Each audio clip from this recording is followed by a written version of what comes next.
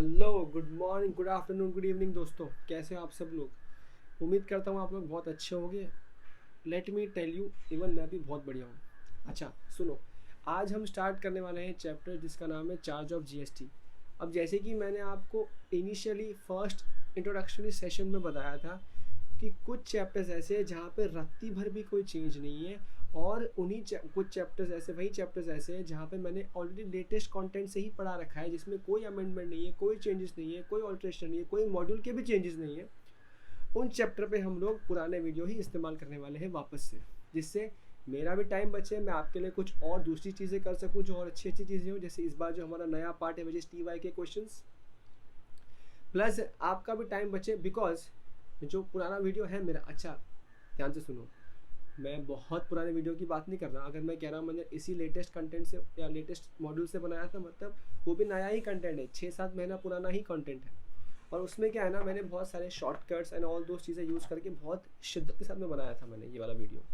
तो जो ये चार्ज ऑफ जीएसटी है, हम इसमें पुराने वीडियोज़ ही यूज़ कर रहे हैं इस चैप्टर के लिए। नाउ आई डोंट वांट कि मैं आपको ऐसा बोलूँ कि आप उस चैप्टर के लिए वापस जाके पुराने सीरीज़ में देखो, इस बिकॉज इससे आपका काम बढ़ जाता है, कन्फ्यूजन बढ़ जाता है। तो मैंने क्या किया है, मैंने सिंपल कर दिया। पहले हमने इसी वीडियो को 3 पार्ट में रिकॉर्ड किया था चार्ज ऑफ जीएसटी को, अब हम इसको सिर्फ 2 पार्ट में रखेंगे। तो पहला जो ये वाला पार्ट आप देख रहे हैं, इसमें मैं पहले वाले सीरीज़ का फर्स्ट एंड सेकेंड पार्ट दोनों प्लेस कर दूंगा। इसके बाद मेरे इस वॉइस के बाद जो आपका वो फ्रेश वीडियो स्टार्ट होगा, जो ओल्ड वीडियोस था मेरा उस चैप्टर का, आप कंफ्यूज मत होना, बिकॉज वहाँ पे तो मैं 3 के हिसाब से ही बात कर दूँगा कि अभी फर्स्ट पार्ट, फिर सेकंड पार्ट, फिर थर्ड पार्ट। बट आपको मैं अभी क्लैरिफाई कर रहा हूँ, फर्स्ट एंड सेकंड पार्ट इसी एक पार्ट में पूरा मिलेगा आपको 1.5-2 घंटे में, और second part which is of composition scheme वो अलग से मिलेगा एक पार्ट में। टोटल हम इस वीडियो को कंप्लीट करेंगे 2 पार्ट के अंदर। समझ में आ रही है बात? कन्फ्यूजन, कोई टेंशन? अच्छा, हो सकता है कोई नीचे क्वेरी भेजे, कोई मैसेज भेजे, कोई टेलीग्राम भेजे कि सर कुछ तो चेंज हुआ होगा। भाई साहब 93 पेज का मॉड्यूल का पूरा शीट है, उसी में से मैंने करवाया है, और ये चैप्टर में तो मैंने घुस के मॉड्यूल में से घुस के ही पढ़ा है, तो कोई टेंशन वाली बात नहीं है। तो कृपया करके टेंशन ना लो, आराम से पढ़ो। मैंने almost page bye page compare किया है, चीज़ें एकदम सेम है। इंसान हूँ भाई, बाई चांस लग रहा है कि 0.1% कुछ आगे पीछे लग रहा है, तो आप टेलीग्राम या यहाँ पे कमेंट सेक्शन में शूट कर दियो। गोली वाला शूट नहीं, बात करने वाला शूट, मैसेज शूट कर दियो। I will go through it and I will let you know. बाकी 99.9999% सब कुछ सेम ही है, ठीक है। तो ये अब इसके बाद जो नेक्स्ट वॉइस आ रही है, मेरे ओरिजिनल लेक्चर उसी की वॉइस आ रही है। पढ़ते रहिए, मुस्कुराते रहिए जनाब। फिर मिलते हैं अगले वीडियो में, अगले ऑडियो में वाया टेलीग्राम। तब तक के लिए bye. Hello, good morning, good afternoon, good evening, जब भी आप इस लेक्चर को देख रहे हैं। आज हम लोग स्टार्ट करने वाले हैं चैप्टर नंबर 3। चैप्टर का नाम है चार्ज ऑफ जीएसटी। ये चैप्टर मोटा मोटी डिवाइडेड है 3 पार्ट में।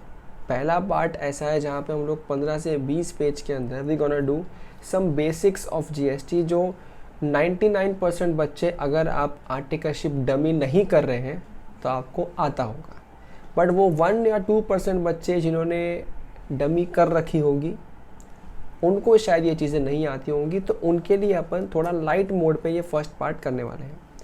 सेकेंड पार्ट जो हम डिस्कस करने वाले हैं वो काफ़ी इंपॉर्टेंट है। एग्जाम में 15 से 20 मार्क का सिर्फ वो एक पार्ट आ जाता है कई बार एग्जाम में, जिसका नाम है reverse charge mechanism. Third part होने वाला है कंपोजिशन स्कीम का, जो 4 से 5 मार्क एग्जाम के लिए कवर करता है। तो इन शॉर्ट ये जो पूरा चैप्टर है, इन ऑल ये चैप्टर 20, 22, 25 मार्क का कवरेज देता है एग्जामिनेशन में। और ये चैप्टर नंबर 3 कई बार स्टूडेंट्स इग्नोर कर देते हैं, सोचते हैं बहुत इनिशियल चैप्टर्स में आता है, शायद इतना मार्क नहीं डिजर्व करता होगा, बट ऐसा नहीं है। Specially reverse charge mechanism carries hell lot of marks. और वही चैप्टर ऐसा है जहाँ पे आपको इंस्टीट्यूट क्वेश्चन नंबर 1 में भी घुमा सकता है, किसी भी MCQs में भी घुमा सकता है, और कोई और क्वेश्चन बीच में घुसा के वहाँ भी घुमा सकता है। तो RCM is important now, because बहुत सारी सर्विसेज RCM में कवर हो चुकी है, ठीक है। सो नाउ इस चैप्टर को डिवाइड किया, जैसे हमने 3 पार्ट में, वैसे हम लोग वीडियो भी 3 पार्ट में डिवाइड कर देंगे, ताकि कन्फ्यूजन ना हो कौन सा चैप्टर, कौन से वीडियो, कौन से पार्ट में है। The part can be small और big, doesn't matter, but we will divide it into 3 parts to ensure that it is feasible to watch whenever we want to watch। तो आज का बहुत लाइट नोट वाला part है। जिन बच्चों ने articleship कर रखी है वो चाहे तो इस आज वाले फर्स्ट जो पार्ट है इसको आप you can watch it at 1.5 और 2x ऑल्सो, बिकॉज ये पार्ट इतना ज़्यादा रिलेवेंट नहीं है एग्जाम्स पॉइंट ऑफ व्यू के लिए। अंडरस्टैंडिंग के लिए आप अपना पॉइंट और मेरा पॉइंट मैच करने के लिए देख सकते हो, although not that important, but second और third part is very very important of the same chapter. Okay, well that said, let's get started. अच्छा, मैं बहुत डिटेल में नहीं जाऊँगा बिकॉज ये पार्ट बहुत बेसिक लेवल का पार्ट है। देखो, दो तरह की सर्विस डिफाइन कर रखी है जीएसटी एक्ट में। The first one is intra state and second one is inter state. Intra state क्या होता है? विद इन सेम स्टेट, और इंटर स्टेट क्या होता है? State to state. हालांकि ये एक जेनरिक डेफिनेशन है, थोड़ा सा इसके अंदर डीप जाएंगे कि इसका और क्या प्रिस्क्राइब किया है। रेलेवेंट डेफिनेशन एज यूजुअल हम लोग हमेशा इनिशियली इग्नोर करते हैं, जहाँ जहाँ पे नीड आती है हम लोग वापस ऊपर आकर उसको रेफर कर सकते हैं। Okay, so coming back to this extent and commencement of GST law. ये जो आपका जीएसटी लॉ है ये कहाँ कहाँ तक एक्सटेंड करता है? ये देखो, आपका पूरा हिंदुस्तान है, और आपको पता ही है जब तक जम्मू एंड कश्मीर एक सेपरेट पार्ट था, एक आर्टिकल से कवर्ड था, तब तक तो वो हम लोग हर जगह पढ़ते थे कि it extends to whole of India excluding Jammu and Kashmir. Now it is nothing like that. So now the provision is very simple. It extends to whole of India. ठीक है? And you don't need to mention including or excluding, सबके लिए ही applicable है वो. Okay. So India means क्या? India means क्या वो लिखा है section 256 के अंदर. ये 256 important क्यों है? क्योंकि कभी कभी ये वाला जो है बाई चांस कभी इंस्टीट्यूट का बहुत खसक जाए तो पूछ सकता है, तो you should remember this section number. Okay, proceeding further. अच्छा, अब इंडिया मतलब क्या? टेरिटरी ऑफ इंडिया, उसके territorial waters, seabed, subsoil, underlying such waters, continental shelf, exclusive economic zone, ये बहुत सारी चीज़ें, सब चीज़ें इंडिया कवर करती है. और खाली देखो, एक तो जो अपन जहाँ पे रह रहे हैं वो तो इंडिया है ही है, ज़मीन के अंदर भी काफ़ी हद तक जो हमारा एरिया जो यहाँ डिफाइन किया गया वो इंडिया का पार्ट है, और आसमान में भी जो पार्ट है वो भी इंडिया का पार्ट है जो इंडिया के पोर्शन में कवर होता है. तो ये सारा इंडिया है जहाँ पे जीएसटी एप्लीकेबल है. सर इसका मतलब ये गवर्नमेंट इतना क्यों डिटेल में बोल रही है? अरे बहुत सिंपल सा फंडा है. गवर्नमेंट ने बोला कि ये ट्रांजेक्शन होगा X to Y तो हम लोग जीएसटी लगाएंगे. मुंबई हुआ तो मुंबई में, वहाँ हुआ तो वहाँ पे. तुमने क्या किया? तुम फ्लाइट से चले गए ऊपर आसमान में और वहाँ तुम सप्लाई दे रहे हो, और वहाँ सप्लाई दे क्या बोल रहे हो? सर देखो, हम तो मुंबई में है ही नहीं, हम तो पता ही नहीं कहाँ है, तो हम तो जीएसटी नहीं भरेंगे. सरकार शानी, सरकार तो बेचारी समझती है तुम शाने हो. इसलिए अगर ने क्या किया, उसका तोड़ निकाला कि वो जो आसमान है ना, जो हिंदुस्तान का है, वो भी हिंदुस्तान का पार्ट है. मतलब इन शॉर्ट उस आसमान के सेल पे भी क्या होगा? जीएसटी अप्लाई हो जाएगा. अब तुम क्या करोगे? तुमने प्लान किया मैं धरती के नीचे जाके मैं वहाँ पे एक सर्विस देता हूँ, सप्लाई करता हूँ. गवर्नमेंट ने क्या बोला? ये शाने, उधर नीचे भी ना इंडिया ही है. इन शॉर्ट आप पाताल चले जाओ या स्वर्ग लोक चले जाओ. एक्चुअल में स्वर्ग लोक नहीं, स्वर्ग ऊपर तक चले जाओ. जहाँ पे भी चले जाओगे डिपार्टमेंट आपका पीछा नहीं छोड़ेगा, बिकॉज डिपार्टमेंट क्या बोलेगा आपको? रेफर सेक्शन 256, ये इंडिया का पार्ट है, तुम यहाँ सप्लाई दिया हो, हम तो तुमसे टैक्स मांग लेंगे. या देखो, ये आपके बेसिक जानकारी के लिए, ये आपने पहले कभी स्कूल में पढ़ रखा होगा. ये देखो, ये आपकी बेस लाइन है, ये आपकी बेस लाइन है, ये आपकी धरती है, धरती. ठीक है, ये धरती है. ये धरती से ये हैं आपके टेरिटोरियल वाटर्स जो कि होते हैं 12 नॉटिकल माइल्स तक के लिए. ये आपके टेरिटोरियल वाटर्स हैं. ठीक है, जो ये देखो ऐसे इस तरीके से धीरे धीरे धीरे धीरे धीरे धीरे ज़मीन कम होती जाती है और पानी गहरा होते जाता है. इसके बाद का जो पार्ट है ये नेक्स्ट 12 नॉटिकल माइल्स, ये 24 क्यों हो गया? 12 के बाद ऐड किया हुआ, बट हम लोग क्या कहते हैं इसको? हम इसको कहते हैं नेक्स्ट 12 नॉटिकल माइल्स. तो जो नेक्स्ट 12 नॉटिकल माइल्स हैं ये क्या है? ये कंटीजियस जोन है. ये बीच का पार्ट है, इसमें थोड़ा पानी भी ज़्यादा हो जाता है पहले के मुकाबले, स्टिल ये पार्ट इंडिया का है. ये भी नेक्स्ट क्या है? नेक्स्ट है एक्सक्लूसिव इकोनॉमिक जोन. अब ये कहाँ तक है? ये 12 और 24 हटा दो, उसके बाद का जो पार्ट है ना पूरा 200 तक. 200 कहाँ से काउंट हो रहा है? काउंट सब बेस लाइन से हो रहा है पूरा, यहाँ से लेके वहाँ तक ये पूरा 200 है. मतलब ये हटा दो 24, तो ये वाला जो पार्ट है, ये वाला पार्ट कौन सा पार्ट है? This is exclusive economic zone. इसको कई बारी EEZ भी बोलते हैं सर। उसके बाद क्या है, 200 नॉटिकल माइल्स के बाद का जो पार्ट है ना, वो हाई सी है। देखो यहाँ पे आपको ज़मीन बहुत नीचे, दूर दूर तक ज़मीन नहीं दिखती है, ठीक है, वो हाई सी वाला पार्ट है। सर हमको क्या करना है, इंडिया कहाँ तक है? देखो इंडिया कहाँ तक है, ऊपर साफ साफ लिखा है। कहाँ तक है इंडिया? इंडिया है, देखो टेरिटोरियल वाटर्स तक तो इंडिया है ही है। और कहाँ तक है? कॉन्टिनेंटल शेल्फ, कॉन्टिनेंटल जोन तक भी इंडिया है, प्लस और any other maritime zone as refer to territorial waters, continental shelf. और यहाँ देखो बोलते इकोनॉमिक जोन भी जो है ये भी क्या, इंडिया। मतलब देखो ये पूरा इंडिया है, यहाँ तक इंडिया है, यहाँ तक ये पूरा इंडिया है। तो यानी कि आप यहाँ तक भी कोई भी सर्विस या सप्लाई दे रहे हो ना, आप GST के दायरे में आ जाओगे, ठीक है, ओके। हालांकि ये चीज़ वापस आपको रिपीट होने वाली है कस्टम के अंदर। कस्टम में हम लोग डिटेल में और बात करेंगे कि किस किस जोन में कहाँ से इंपोर्ट शुरू होता है, कहाँ से एक्सपोर्ट शुरू होता है। हालांकि यहाँ GST में इतना रिलेवेंट नहीं है, तो मैं देता था उतना पार्ट बता दिया। नाउ ये हमने क्या सीखा, ये अभी तक हमने सीखा CGST का पार्ट, ठीक है। आपको पता होना चाहिए कि आपका जो GST लॉ है ये मल्टीपल एक्ट से बना है। GST लॉ अपने आप में एक पूरा लॉ है, लेकिन ये मल्टीपल पार्ट से बना है, जिसमें एक एक्ट है CGST एक्ट, पूरे देश के लिए एक CGST एक्ट। इसके बाद हमारे पास जितने स्टेट्स हैं उतने स्टेट्स के लिए सब स्टेट का अपना अपना GST एक्ट है, GST एक्ट है। यानी कि जैसे महाराष्ट्र का खुद का है तो महाराष्ट्र GST एक्ट है, गुजरात का खुद का है, गुजरात का GST एक्ट है। इसीलिए हम जब SGST कहते हैं तो it is Maharashtra SGST, Gujarat SGST, Rajasthan SGST। Her state का अपना खुद का GST एक्ट है, ठीक है। तो आपके जितने स्टेट्स हैं उतने आपके स्टेट एक्ट्स भी हैं। अच्छा अब एक चीज़ ध्यान रहे, ये स्टेट GST के अंदर क्या क्या कवर होता है, कुछ हल्की हल्की बट आई गेस थोड़ी इंपॉर्टेंट बातें हैं। अब होता क्या है ना, एक्ट या लॉ की स्पेसिफिक लैंग्वेज क्या है समझने और समझाने के लिए, जिस स्टेट का खुद का लेजिस्लेचर है वो तो स्टेट है ही, उसका तो खुद का SGST लॉ है ही। और जिस यूनियन टेरिटरी का भी खुद का लेजिस्लेचर है ना, वो भी स्टेट ही माने जाते हैं for the definition of GST law, ठीक है। फॉर एग्जांपल दिल्ली की बात पकड़ते हैं, दिल्ली यूनियन टेरिटरी में आता है, लेकिन दिल्ली का खुद का लेजिस्लेचर भी है, दिल्ली का खुद का भी CM है अलग से। तो इसके लिए वहाँ पे क्या होता है, वो हम लोग खुद का दिल्ली का अपना एक्ट है, यानी कि दिल्ली SGST है। ऐसे ही ये देखो यहाँ पे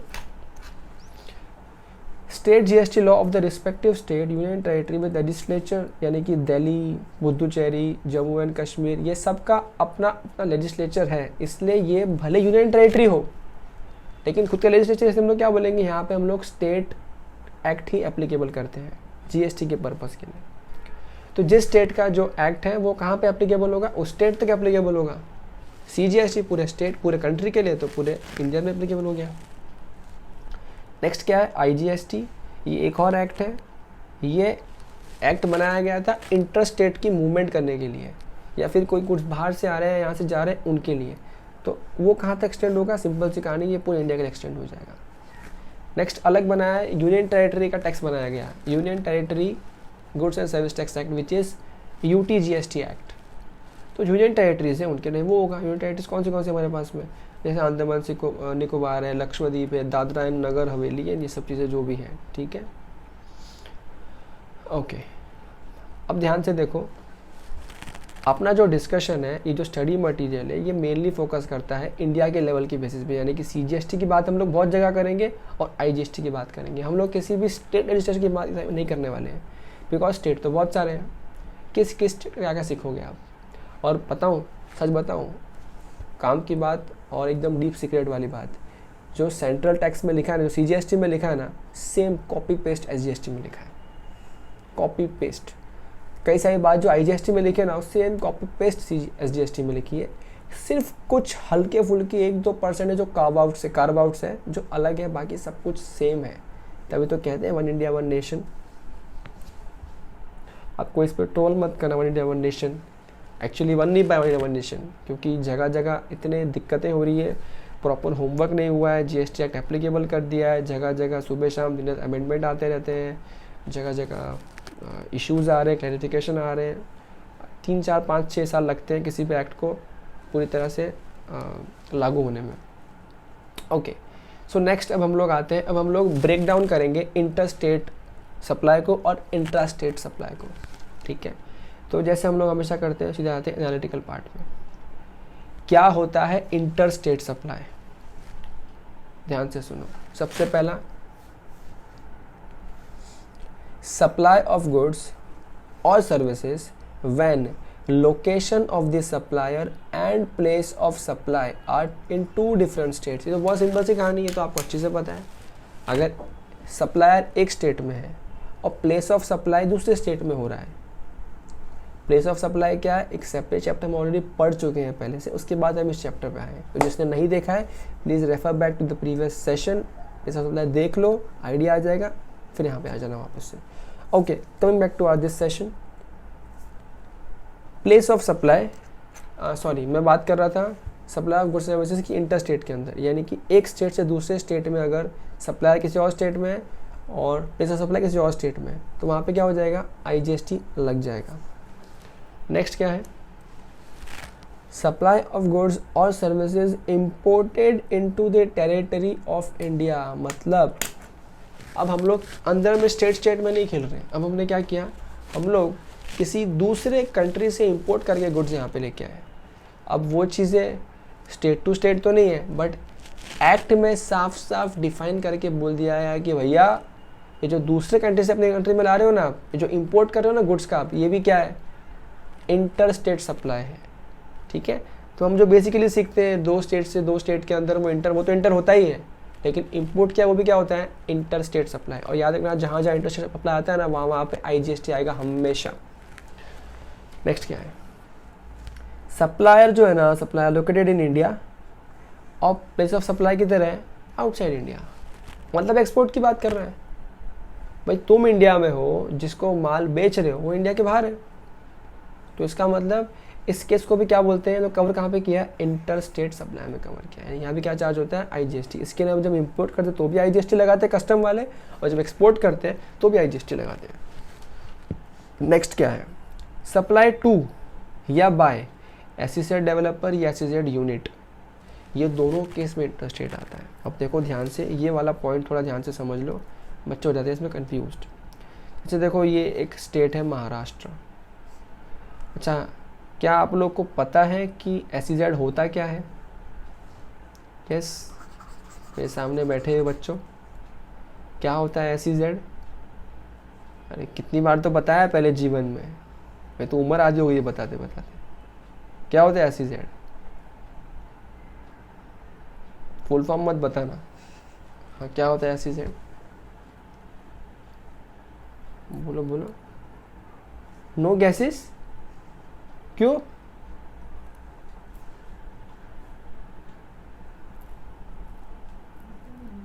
हाँ हाँ, जोर से बोलो। हाँ, ये क्या कंक्लूजन नहीं, आगे क्या होगा? SEZ मतलब क्या?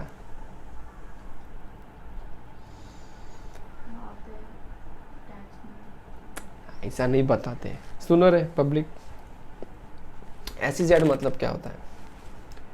गवर्नमेंट क्या करती है ना, अब देखो गवर्नमेंट को पता है कि कुछ पार्ट्स ऐसे हैं, कुछ स्टेट्स के कुछ पार्ट्स ऐसे हैं, या नेशन के कुछ पार्ट्स ऐसे हैं जो डेवलप नहीं है, जो अंडर डेवलप पड़े हैं। अब आपको पता ही है, डे बाय डे इतना पॉपुलेशन बढ़ रहा है, अगर कुछ पार्ट अंडर डेवलप्ड ही रह जाएंगे और कुछ जो डेवलप्ड है वो they would keep on developing themselves, तो अल्टीमेटली क्या होता है, there would be imbalance between developed and undeveloped। तो गवर्नमेंट की मंशा क्या है, उनकी सोच क्या है, वो चाहते हैं कि हम लोग हॉरिजॉन्टली हर एक पार्ट को, देश को हम लोग कवर कर सकें, इम्प्रूव कर सकें, डेवलप कर सकें। एंड यू नो, आपका देश जो आपका इंडिया है, हम लोग सालों साल से we always promote horizontal growth and not vertical growth. You will hardly see any tower or any building in India जो बहुत ऊंचे ऊंचे बनते हैं। हमारे यहाँ पे जो बहुत ऊंचे टावर बनते हैं वो 50, 60, 70, 100, 150 माले के बनते हैं और वो रेयर जगहों पे बनते हैं, बहुत स्पेशल परमिशन के बाद बनते हैं। नॉर्मली परमिशन नहीं मिलता, FSI मिलता ही नहीं है। Go to other countries like Dubai, go to United States, वहाँ पे they are focusing on vertical growth. इसीलिए वहाँ पे मैक्सिमम जगह टाइम पे क्या होता है, हो सकता है कई सारे पार्ट में कुछ भी नहीं होगा, लेकिन जहाँ पे होगा ना, यू विल सी ये लंबी बिल्डिंग और लंबी बिल्डिंग और लंबी बिल्डिंग। तो पता है कौन सी मूवी थी, क्या था वो, नेहाल सिंह बेहाल सिंह वाली मूवी थी कोई, सरदार जी नेहाल सिंह बेहाल सिंह। वहाँ पे क्या था, उसने एड्रेस पूछा, वो किसी दूसरे US में था, हाँ US में था, FBI जहाँ पे थी US में था कहीं पे। अब उसने, वो गुम गया था बेचारा, उसके जीजा ने उसको एड्रेस पूछा कि बेटा कहाँ है। उसने कहा मेरे सामने एक बड़ी सी बिल्डिंग है। उसने पूछा अच्छा ठीक है, और बता आसपास उसके आजू बाजू में क्या है। बोला उसके बाजू में उससे भी बड़ी बिल्डिंग है। बोला पीछे क्या है, बोलता है उससे भी बड़ी बिल्डिंग है। तो ये हाल है वहाँ पे। इन शॉर्ट, इंडिया में गवर्नमेंट क्या चाहती है, दे वांट हॉरिजॉन्टल ग्रोथ। तो कुछ पार्ट्स जो अंडर डेवलप्ड है, जो ग्रोथ नहीं है, गवर्नमेंट चाहती है उनको ग्रोथ करना। अब गवर्नमेंट तुमको कल बोल देगी जा वहाँ पे फैक्ट्री खोल, तुम मान जाओगे क्या? गवर्नमेंट बोलेगी जा वहाँ पे ऑफिस खोल, तुम मान जाओगे क्या? अब वहाँ पे कोई फैसिलिटीज़ नहीं है या फैसिलिटीज़ कम है तो आप जाओगे नहीं ना। आप शहर में क्यों जाना पसंद करते हो कि 5 मिनट में सारे काम होते हैं, सर्विस ऑन कॉल मिलती है? ऐसा गांव साइड में होता है क्या? There is no. गवर्नमेंट क्या करती है, गवर्नमेंट वहाँ पे टैक्स रिबेट्स देती है बहुत सारे। और ये मैं जो SEZ कह रहा हूँ, ये सिर्फ SEZ ही नहीं, SEZ होते हैं, फिर दूसरे जोन्स होते हैं, इकोनॉमिक जोन्स होते हैं, कई बारी एक्सपोर्ट ओरिएंटेड जोन्स होते हैं। ऐसे गवर्नमेंट बहुत सारे जोन्स बना देती है ताकि पब्लिक मोटिवेट हो उस पार्ट में जाके बिजनेस करने के लिए। बहुत सारे टैक्स रिबेट्स भी मिलते हैं, बहुत कुछ मिलता है।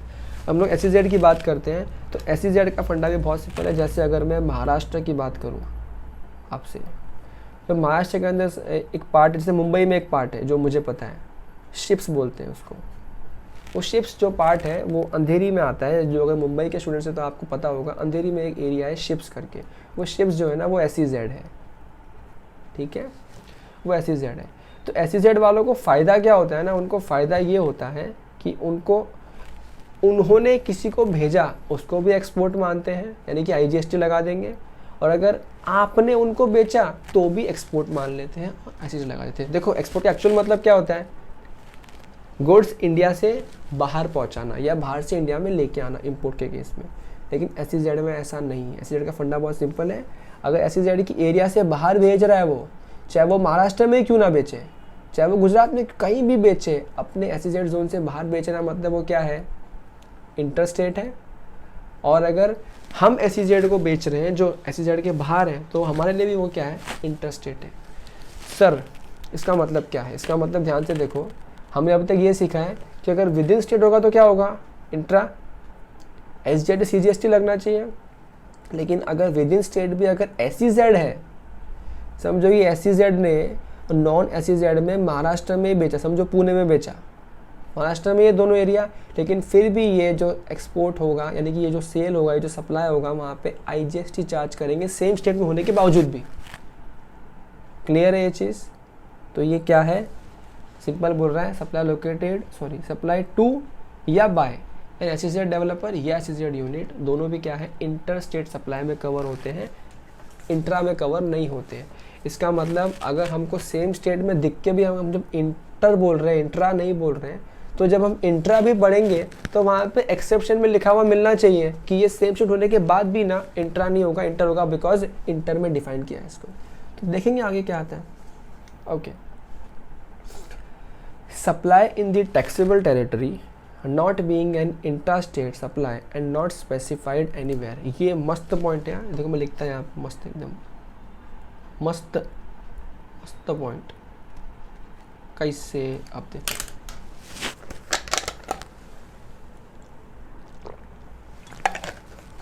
देखो, डिपार्टमेंट ने ऊपर तो 4 चीज़ बताई दी कि अगर ये 4 चीज़ हुई तो क्या है, इंटर है।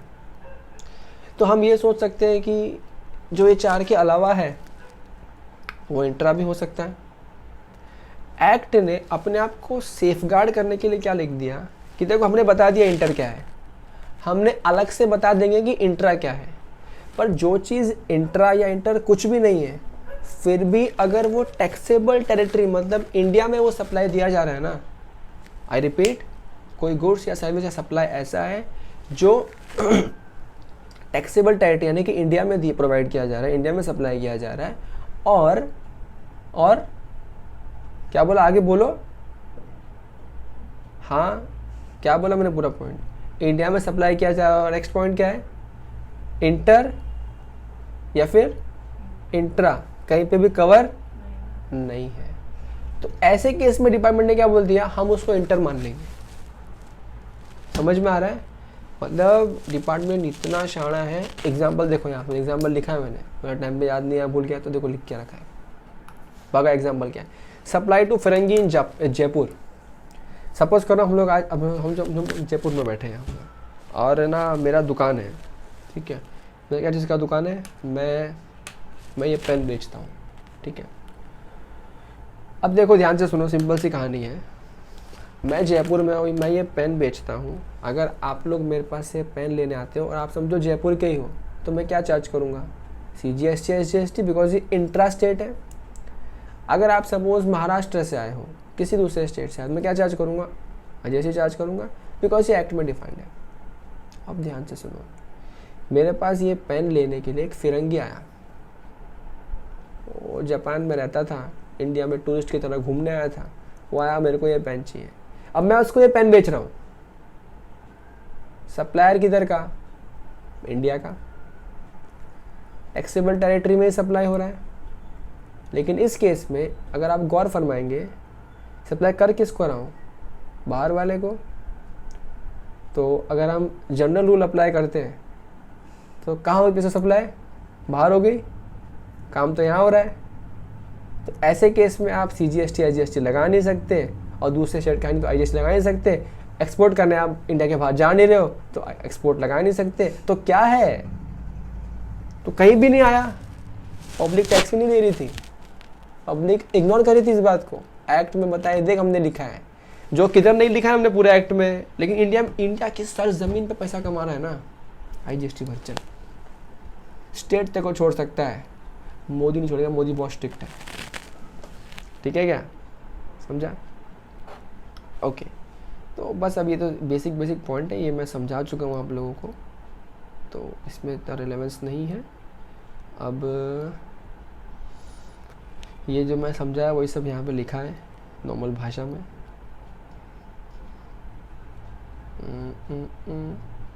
ये भी मैंने आपको थोड़ी देर पहले समझाया पूरा, ज्योग्राफी के लिए बाउंड जोन होता है, ऐसा ऐसा होता है, वैसा वैसा होता है, वही सब लिखा है। आपको ज्ञान प्राप्ति के लिए चाहो तो पढ़ सकते हो, कोई दिक्कत वाली बात नहीं है। ओके, ये सब हो गया। अब आ जाते हैं इंट्रा स्टेट में। What is intra state? Simple है, विद इन सेम स्टेट है वो इंट्रा है। Intra is much simpler than inter, ठीक है। अब चलते हैं आगे एनालिसिस पे, इंट्रा पे। ये देखो एकदम सिंपल, सप्लायर का लोकेशन और प्लेस ऑफ सप्लाई दोनों का है सेम स्टेट पे या सेम यूनियन टेरिटरी में, तो क्या हो गया, वो हो गया वो इंट्रा स्टेट सप्लाई। भाई पंजाब का है, पंजाब में बेच रहा है, तो क्या हो गया, yes qualified for intra state. London का है, दिल्ली में बेच रहा है, दोनों सेम स्टेट नहीं है ना, नो, मतलब इंटर हो गया, सिंपल है। दिल्ली गुजरात, नो, पुदुचेरी, हाँ यस, तो सिंपल है, ये तो कुछ भी नहीं है। ये देखो जैसे मैंने कहा था ना, एक्सक्लूजन मिलना चाहिए स्टेट में, ये एक्सक्लूजन। पहला एक्सक्लूजन, सप्लाई ऑफ गुड्स और सर्विसेज टू और by SEZ to SEZ developer, same state का है, हमको लग सकता है कि वो क्या हो, इंट्रा हो। गवर्नमेंट ने फिर क्लैरिफाई करके बोल दिया, भाई सेम स्टेट का लग रहा है लेकिन सेम स्टेट नहीं है, वो SEZ का सेपरेट प्रोविजन है, IGST में लिखा है, हम SGST नहीं लगाएंगे, IGST लगाएंगे। दूसरा देखो जो मैं समझा एग्जाम में, वही अभी लिखा है, supply of goods made to a tourist, tourist को सप्लाई दे, क्या चार्ज करोगे, IGST। इसलिए वहाँ पे भी विद इन सेम स्टेट होने के बाद भी हम IGST लगाएंगे इंटर स्टेट मान के, ठीक। अच्छा, ये इस्टेब्लिशमेंट ऑफ डिस्टिंक्ट पर्सन क्या होता है, आपका खुद का ही, आपको पता होगा GST में हम लोग स्टेट वाइज रजिस्ट्रेशन लेते हैं। यहाँ कोई कॉन्सेप्ट नहीं है सेंट्रलाइज रजिस्ट्रेशन का, there was a concept of centralise registration in service tax, ऐसा कोई तरीका GST में नहीं है। आप जिस स्टेट में ऑफिस खोलते हो, आपको वो हर स्टेट में अपना जीएसटी नंबर लेना पड़ेगा। आप चाहो तो अपनी एक ही स्टेट में 4 ऑफिस है तो आप 4 नंबर ले सकते हो, वो ऑप्शन है। लेकिन अगर आपकी 2 स्टेट में है तो दोनों स्टेट में ऑफिस है तो दोनों स्टेट का आपको नंबर लेना ही पड़ेगा। तो वो जो अपने ही 2 ऑफिसेस या 2 एस्टैब्लिशमेंट जो 2 सेपरेट नंबर यूज़ कर रहे हैं उनके बीच में अगर सप्लाई हो रहा है तो वो क्या है, डिस्टिंक्ट पर्सन्स के बीच का सप्लाई होता है, तो वही है एस्टैब्लिशमेंट ऑफ डिस्टिंक्ट पर्सन्स। ठीक है, तो ये आगे वापस डिटेल में आएगा, ये तो एक शॉर्ट मीनिंग था जो था बता दिया।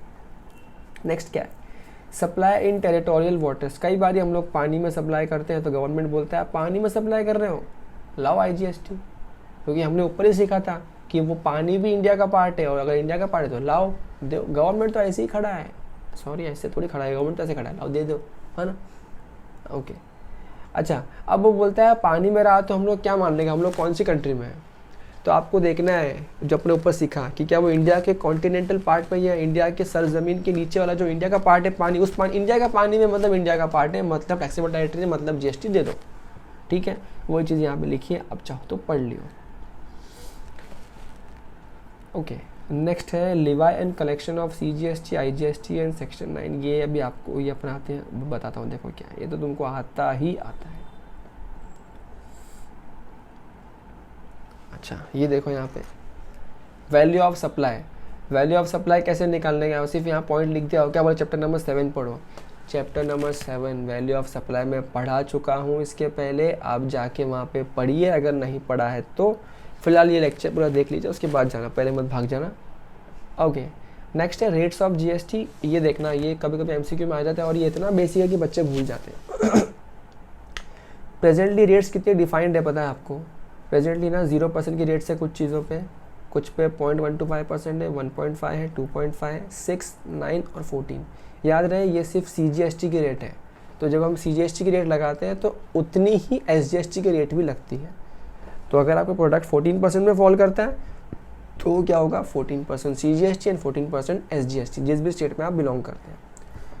एक्ट में एक बात और लिख दी है कि मैक्सिमम CGST का रेट 20% से ज़्यादा नहीं हो सकता है। इसका बाय डिफ़ॉल्ट मतलब क्या है कि maximum rate of SGST can not be more then 20%। इसका एक और बाय डिफ़ॉल्ट मतलब क्या है कि maximum rate of IGST which is sum of C and S can not be more than 40%।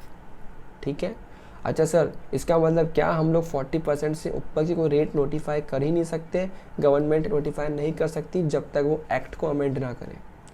यानी कि 40 के नीचे तक गवर्नमेंट जितनी बार चाहे, जिस प्रोडक्ट का चाहे, जैसे चाहे वैसे रेट घुमा फिरा सकती है, उनको अलाउड है, एम्पावर्ड है गवर्नमेंट। लेकिन अगर उससे ज़्यादा रेट बढ़ानी है, उनका मन है हमको 50% GST करना है, तो पहले उनको एक्ट में अमेंडमेंट लाना पड़ेगा, सेशन बैठाना पड़ेगा, वो अमेंडमेंट बिल पास करना पड़ेगा, उसके बाद होगा। अच्छा ये आप लोगों को, ये मैंने एकदम फर्स्ट लेक्चर में इंट्रोडक्शन में बताया था कि जो alcoholic liquor for human consumption है ये GST लॉ के ही बाहर है, GST के परिधि के बाहर, GST में दूर दूर तक नहीं आता ये। ठीक है, तो सर कभी आएगा नहीं क्या, अगेन सेम कहानी है, अगर लॉ में आता ही नहीं है और लॉ में लाना है तो एक्ट को अमेंड करना पड़ेगा और लाना पड़ेगा। लेकिन ये जो 6 चीज़ें हैं, ये 6 चीज़ें GST के दायरे में आती हैं, बट फिलहाल इनके लिए रेट्स नोटिफाइड नहीं है, फिलहाल इनको GST रेट्स में नहीं लिया गया है, इसके लिए इन पे GST लगता नहीं है। लेकिन फ्यूचर में जब डिपार्टमेंट इनको नोटिफाई कर देगा और बोल देगा कि हाँ अब से हम इन पे GST लगा रहे हैं, तब इन पे GST लगना स्टार्ट हो जाएगा। ये भी हमने फर्स्ट लेक्चर में डिस्कस किया हुआ है, which is petroleum crude, high speed diesel, motor spirit, natural gas, aviation turbine fuel. और आपको अच्छी से पता है कि इन सब पे GST क्यों नहीं लगाया जा रहा है, बिकॉज इस पे सेंट्रल गवर्नमेंट, स्टेट गवर्नमेंट मोटा मोटी अच्छा वसूली कर रहे हैं टैक्स का। तो लोग एक्साइज भी ले रहे हैं, वैट ले रहे हैं। अब जैसे आपका पेट्रोल ले लो, स्टेट गवर्नमेंट अच्छा खासा वैट ले रहा है, सेंट्रल गवर्नमेंट अच्छा खासा CST ले रहा है, दे आर इन्जॉइंग, अच्छा खासा एक्साइज दे रहा है, they are enjoying like anything. GST में लाया तो मैक्सिमम रेट कितना है, 40%। भाई GST में ला गए पेट्रोल को तो मैक्सिमम कितना मिल सकता है उनको, 40%। बिना GST में लाए दोनों गवर्नमेंट मिला के 70, 80, 90% तो कमा रही है। क्यों लाएंगे वो लोग। अब सर लाना है फिर भी तो जाओ, पहले MP MLA बनो, इलेक्शन लड़ो और बाद में जाओ उधर कमेटी में जाओ, फिर टीम बनाओ और बाद में लड़ो। ऐसे तो भाई मुझे तो मुश्किल लगता है, ये तो जाओ धरने में बैठ जाओ। Okay, reverse charge mechanism. One of the most important part of the chapter reverse charge mechanism. ये पार्ट इतना इंपॉर्टेंट क्यों है? बिकॉज आपके क्वेश्चन नंबर 1 में, क्वेश्चन नंबर 6 में, MCQs में कहीं पे भी इसको भर भर के पूछ लेते हैं। और क्वेश्चन नंबर 1 तो जो गंदा करते हैं वो इस RCM पे ही करते हैं। गंदा मतलब इन द सेंस कन्फ्यूज़ करते हैं, और क्वेश्चन नंबर 1 में RCM में ज़्यादा कन्फ्यूज़ करते हैं। So keeping that in mind, let's start your reverse charge mechanism. जैसे ही मैं रिवर्स चार्ज मैकेनिज्म कहता हूँ, सबसे पहला क्वेश्चन माइंड में आना चाहिए कि boss what is RCM, reverse charge mechanism या RCM मतलब क्या? ध्यान से देखो, जो हमारा GST है वो GST नॉर्मली किस चीज़ पे बना है? नॉर्मली बना है वो फॉरवर्ड चार्ज मैकेनिज्म पे।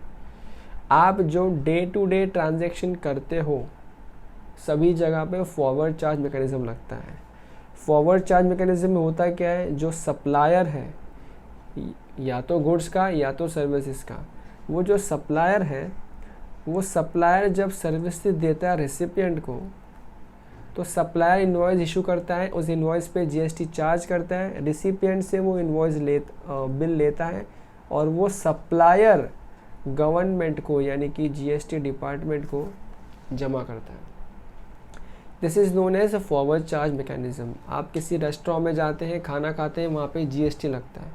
वो GST आप सर्विस रिसीव कर रहे हैं, तो क्या वो सरकार को आप जाके दे के आते हैं अपने हाथ से? The answer is no. आप देते हैं उस रेस्टोरेंट को जो कि सप्लायर है, वो सप्लायर खुद जाके गवर्नमेंट को वो टैक्स जमा करता है। वो होता है forward charge mechanism.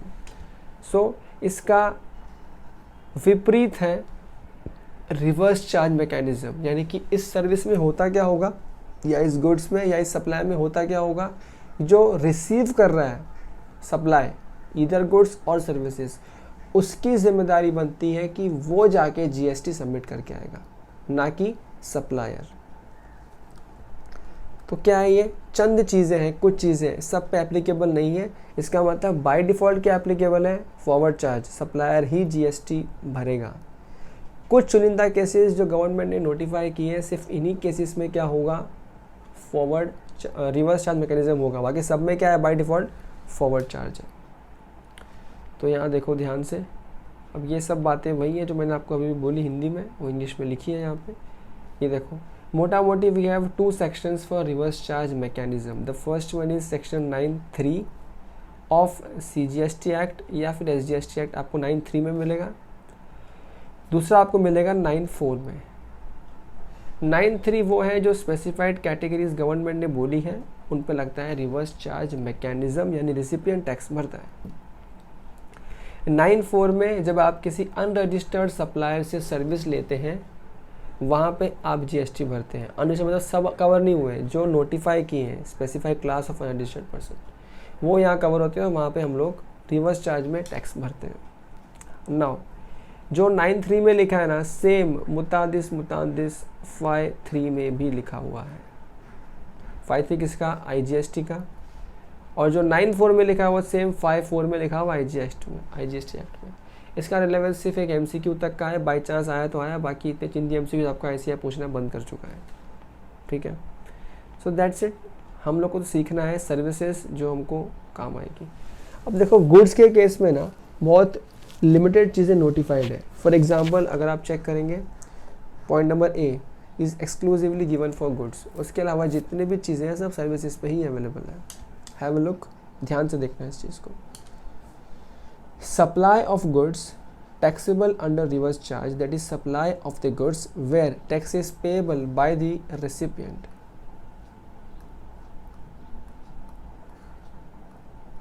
Okay, goods like cashew nuts, बल्कि कौन से cashew nuts? शेल्ड या पील्ड किए हुए नहीं, नॉर्मल cashew nuts, यानी कि जिसको हम लोग हमारी भाषा में बोलते हैं एग्रीकल्चर प्रोड्यूस, वो वाला cashew nuts। बीड़ी का रैपर लीव्स, ठीक है, वो जिससे वो बीड़ी को रैप करते हैं ना, जिसके अंदर तंबाकू डालते हैं बट बीड़ी रैप करते हैं, वो। टोबैको के लीव्स, ठीक है, मतलब यहाँ पे टोबैको सुपारी की बात नहीं कर रहा है, उसके पत्तों की बात कर रहा है। रॉ कॉटन, अगर ये चीज़ें कौन सप्लाई करता है? एक एग्रीकल्चरिस्ट सप्लाई करता है। किसको? रजिस्टर्ड पर्सन को। आई रिपीट, ये ऊपर की 4-5 चीज़ें कौन सप्लाई कर रहा है? कोई एग्रीकल्चरिस्ट सप्लाई कर रहा है, यानी कि फार्मर आपका सप्लाई कर रहा है। किसको सप्लाई कर रहा है? किसी रजिस्टर्ड पर्सन को। तो ऐसे केस में देखो, अब सप्लाई दे कौन रहा है? वो फार्मर। लेकिन अब वो फार्मर के ऊपर ही जिम्मेदारी डालना गवर्नमेंट को ठीक नहीं लगा कि हाँ तू ही जीएसटी भर, सप्लायर तू ही भर। तो गवर्नमेंट ने क्या बोला, हे फार्मर, अगर तू सर्विस किसको दे रहा है, गुड्स किसको दे रहा है? किसी रजिस्टर्ड पर्सन, जो बंदा जीएसटी में रजिस्टर्ड है उसको दे रहा है, तो एक काम कर, रिवर्स चार्ज में वही रेसिपिएंट टैक्स भर देगा, तुझे टैक्स भरने की ज़रूरत नहीं है। नेक्स्ट क्या है? Supply of lottery. Supply of lottery, ये लॉटरी कौन सप्लाई कर रहा है? किसकी लॉटरी की बात कर रहे हैं? अगर कोई state government, union territory government या कोई लोकल अथॉरिटी किसी लॉटरी डिस्ट्रीब्यूटर को या किसी सेलिंग एजेंट को अगर लॉटरी सप्लाई कर रहा है, तो वहाँ पे क्या होगा? वहाँ पे भी रिवर्स चार्ज लग जाएगा। मतलब गवर्नमेंट सप्लायर है, लेकिन टैक्स कौन जमा करवाएगा? ये एजेंट या फिर लॉटरी डिस्ट्रीब्यूटर। नेक्स्ट क्या है? अच्छा, इसका दूसरा मतलब क्या निकलता है? सपोज करो कल को मेरा मन हो गया, मैं स्टार्ट करता हूँ निखिल लॉटरी, और लेकिन लॉटरी मैं अपने एजेंट्स को दे रहा हूँ, तो क्या वहाँ पे रिवर्स चार्ज लगेगा? The answer is no, because मैं कोई गवर्नमेंट नहीं हूँ, मैं एक नॉर्मल साधारण सा मनुष्य हूँ। नेक्स्ट चलते हैं आगे। सिल्क यान, जब ये सप्लाई किया जाता है, जो यान बनाता है, किसको? रजिस्टर्ड पर्सन को। इसका सिंपल मतलब क्या? अगर आप अनरजिस्टर्ड पर्सन को दे रहे हो तो फिर तो फॉरवर्ड चार्ज ही लगेगा। फिर आपको वही सब चीज़ देखनी है। अगर फॉरवर्ड चार्ज लगाना तो आपको देखना है कि भाई मैं लाइबल हूँ रजिस्ट्रेशन के। Now there is another chapter called registration, वहाँ पे हम लोग सीखेंगे कि हम लोग रजिस्ट्रेशन के लाइबल हैं या नहीं है। फिर हम लोग रजिस्टर करते हैं, फिर हम फॉरवर्ड चार्ज में टैक्स भरते हैं, तो वो तो सेकेंडरी कहानी है। फिलहाल बात कर रहे हैं, अगर कोई मैन्युफैक्चरर है सिल्क यान का, वो किसको दे रहा है गुड्स? रजिस्टर्ड पर्सन को। तो रजिस्टर्ड पर्सन रिसिपेंट तू है, तू ही भर, हम नहीं भरेंगे। नेक्स्ट क्या है? हाँ ये देखो, ये मस्त है, कभी कभी गवर्नमेंट वाले ले लेते हैं लोग। यूज्ड व्हीकल्स या फिर सीज्ड या फिर कन्फिस्केटेड गुड्स। कन्फिस्केटेड गुड्स क्या होते हैं? What is confiscated goods? Yes बताओ।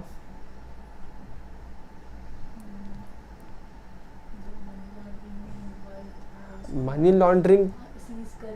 हाँ, इसका सिंपल मीनिंग ये है कि जब्त कर लेते हैं वो गुड्स को, सीज कर लेते हैं वो गुड्स को। अब वो मनी लॉन्ड्रिंग, कोई भी फर्क तो नहीं पड़ता उस चीज़ से, ठीक है। ये जो जब्त किए हुए गुड्स हैं उनका बिकवाली, पुराने या कोई यूज्ड गुड्स हैं उनकी बिकवाली, कोई वेस्ट है, कोई स्क्रैप है, लेकिन ये सब कौन बेच रहा है? सप्लाइड बाय सेंट्रल गवर्नमेंट या स्टेट गवर्नमेंट या यूनियन टेरिटरी या लोकल अथॉरिटी। सप्लाई किसको कर रहे हैं ये लोग? रजिस्टर्ड पर्सन को। तो उस केस में क्या होगा? रिवर्स चार्ज लग जाएगा। ओके, ध्यान से देखना। देखो होता है क्या है ना, कई बार गवर्नमेंट के पास बहुत सारी प्रॉपर्टीज़ आ जाती हैं जो गवर्नमेंट जब्त कर लेती है। अब जब जब्त करती है तो फिर नीलाम करती है, नीलाम करती है तो फिर उनको बेचती है। अब गवर्नमेंट खुद ही क्या खुद को टैक्स भरेगी? तो अगर रजिस्टर्ड पर्सन को दे रही है तो उसको क्या बोल दिया, भैया रजिस्टर्ड है ना, तेरा सीए भी होगा, सारा काम तू ही करवा ले, खुद ही टैक्स भर दे, हमको लेना देना नहीं है उस चीज़ से, ठीक है। तो गुड्स को लेके इतना ही था आपके पार्ट में। उसके बाद हमारे पास भर भर के सिर्फ और सिर्फ सर्विसेज है। पहले हम सेक्शन 9(3) की बात कर रहे हैं। 9(3) में we have so much of services, one by one चलते जाएंगे। सबसे पहला है GTA। GTA बोले तो गुड्स ट्रांसपोर्ट एजेंसी। ये गुड्स एजेंसी कौन है? ये लोग वो पर्सन है जो आपका सामान एक जगह से दूसरी जगह पे ट्रांसपोर्ट करते हैं, ठीक है। तो यहाँ पे देखो ध्यान से। अच्छा, अब यहाँ पे भी क्या है ना, यहाँ पे दो चीज़ें हैं। अगर मैं आपको प्रॉपर एनालिसिस करवाऊँ तो एक काम करो, सीधा इस पॉइंट के लिए हम लोग सीधा चल देंगे इसके एनालिसिस के चार्ट के ऊपर। बहुत ही अच्छे तरीके से आपके इंस्टीट्यूट ने चार्ट बनाया है, बगा। GTA सर्विसेज में कौन लायबल होगा? अच्छा, अपने अंडरस्टैंडिंग के लिए इतना समझ लो, मैं बार बार GTA बोलूँगा, आप हो जाओगे कंफ्यूज। अपन सिंपल समझते हैं GTA मतलब कौन है? वो जो कंपनी है जो लॉरी चलाती है, जो ट्रांसपोर्ट करती है, वो GTA। अब पूरे रिवर्स चार्ज मैकेनिज्म में ना स्टूडेंट्स हमेशा कंफ्यूज रहते हैं कि इसको याद कैसे करना है, कहाँ रिवर्स है और कहाँ फॉरवर्ड है।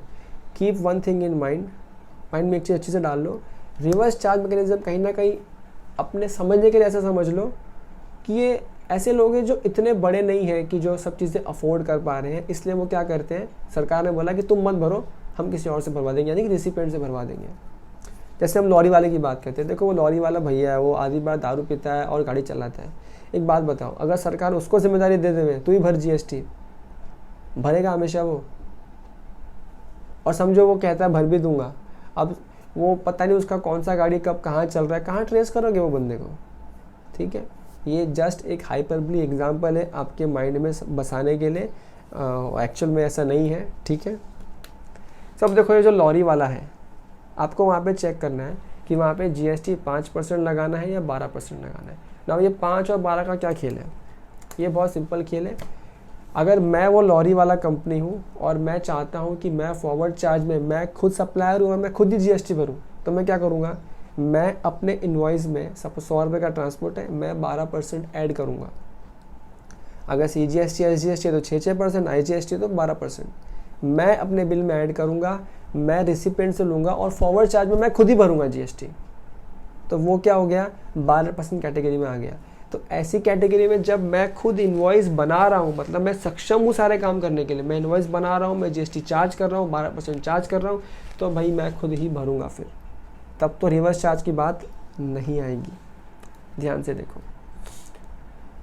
Where GST is payable at 5%, तो आपको दो चीज़ देखनी है, रिसीव करने वाला है, वो सर्विस जो रिसीव कर रहा है वो कौन है, क्या वो स्पेसिफाइड पर्सन है या वो अदर देन स्पेसिफाइड पर्सन है। देखो, अगर वो अदर देन स्पेसिफाइड पर्सन है तब तो वो एग्जेम्प्ट ही हो जाता है, फिर तो वहाँ बात ही नहीं आ रही है फॉरवर्ड चार्ज रिवर्स चार्ज की, एग्जेम्प्ट हो गया। अब सेकंड बात आती है, रिसिपिएंट कौन है, वो स्पेसिफाइड पर्सन जो लिस्ट है उनमें से कोई एक है, तो वहाँ पे क्या बोल दिया, वहाँ पे रिवर्स चार्ज लगा दिया। मतलब वो जो स्पेसिफाइड पर्सन को जिसको सर्विस दे रहे हैं वही क्या भरेगा, वही जीएसटी भरेगा।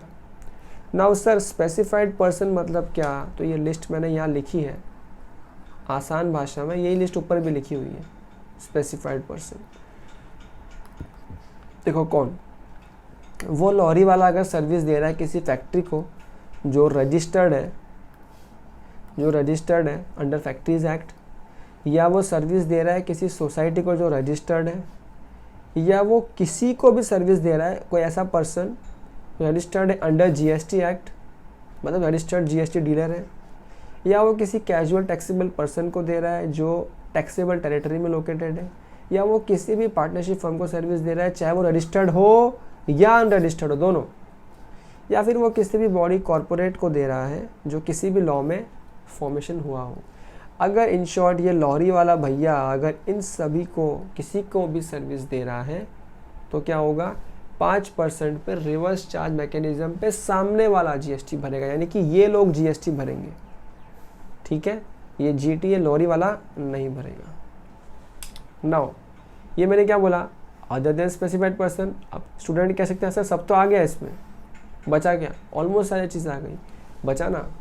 फॉर एग्जांपल समझो आप हो, आप रजिस्टर्ड नहीं हो किसी जीएसटी में, आप कोई फैक्ट्री वैक्ट्री भी कुछ नहीं हो, आपको अपना कोई सामान अपने दोस्त के पास पहुंचाना है यहाँ से वहाँ पे, तो क्या आप पे आएगा जीएसटी का बर्डन, तब तो आप रिसिपिएंट हो। लेकिन क्या आप रिसिपिएंट इस किसी स्पेसिफिक कैटेगरी में फॉल कर रहे हो, फॉल नहीं कर रहे हो, तो इन दैट केस वहाँ पे जीएसटी का आरसीएम आपके ऊपर एप्लीकेबल नहीं होगा।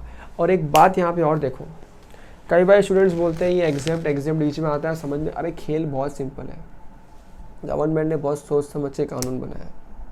ध्यान से देखो, वो लॉरी वाला भैया तो पहले ही अपने को लग रहा है कि वो सक्षम नहीं है जीएसटी भरने के लिए, तो क्या बोल दिया कि तू ये बड़े बड़े आदमी लोग को सर्विस दे रहा है ना, उसमें कौन भरेगा जीएसटी, वो खुद भर देंगे, तू रहने दे।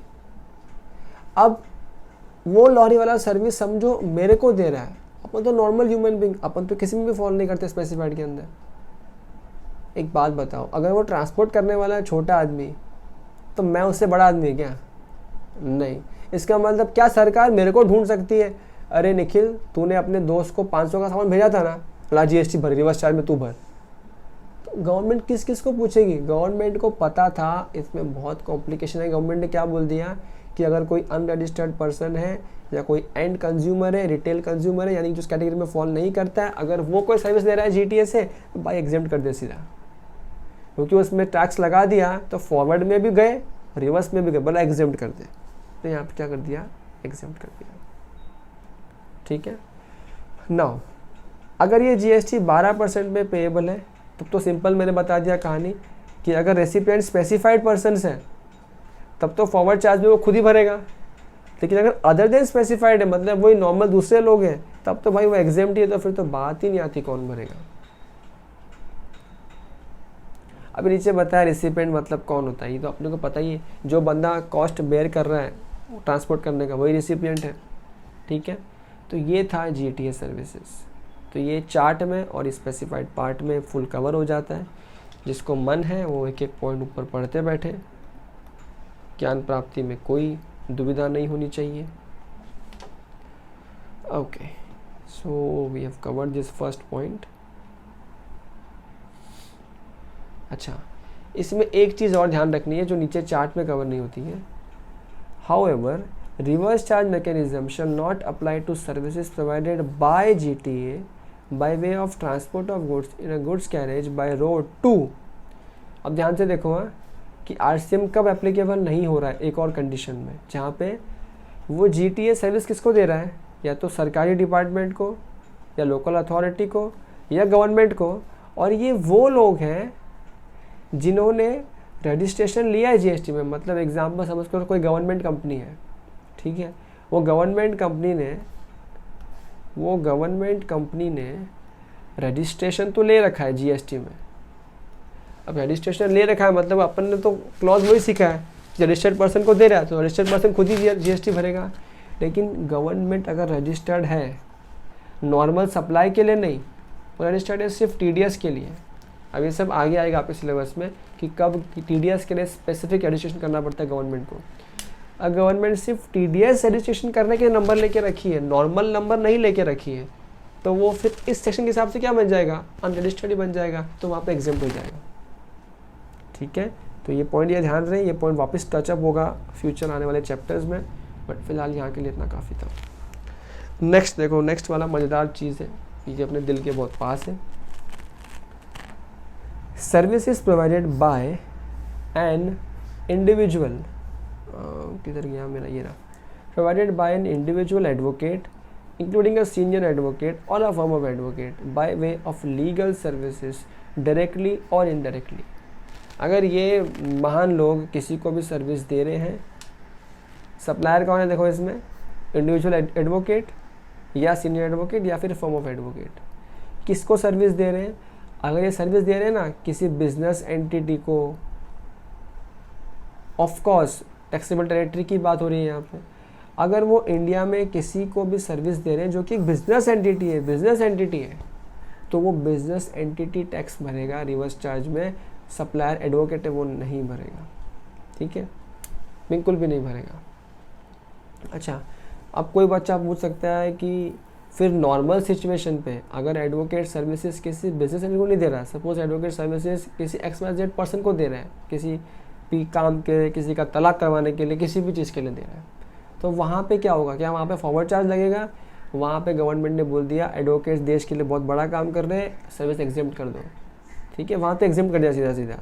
बिजनेस एंटिटी को दे रहा है तो बोल दिया कि ठीक है, एंटिटी तो बड़े लोग हैं, वो लोग भर सकते हैं, भरने दो। अच्छा, जो मैंने अभी दूसरा पार्ट बोला एग्जेम्पशन वाला, ये सारा पार्ट एग्जेम्पशन वाले चैप्टर में आएगा, सो रिलैक्स, वहाँ पे डिटेल में पूरा चार्ट आने वाला है।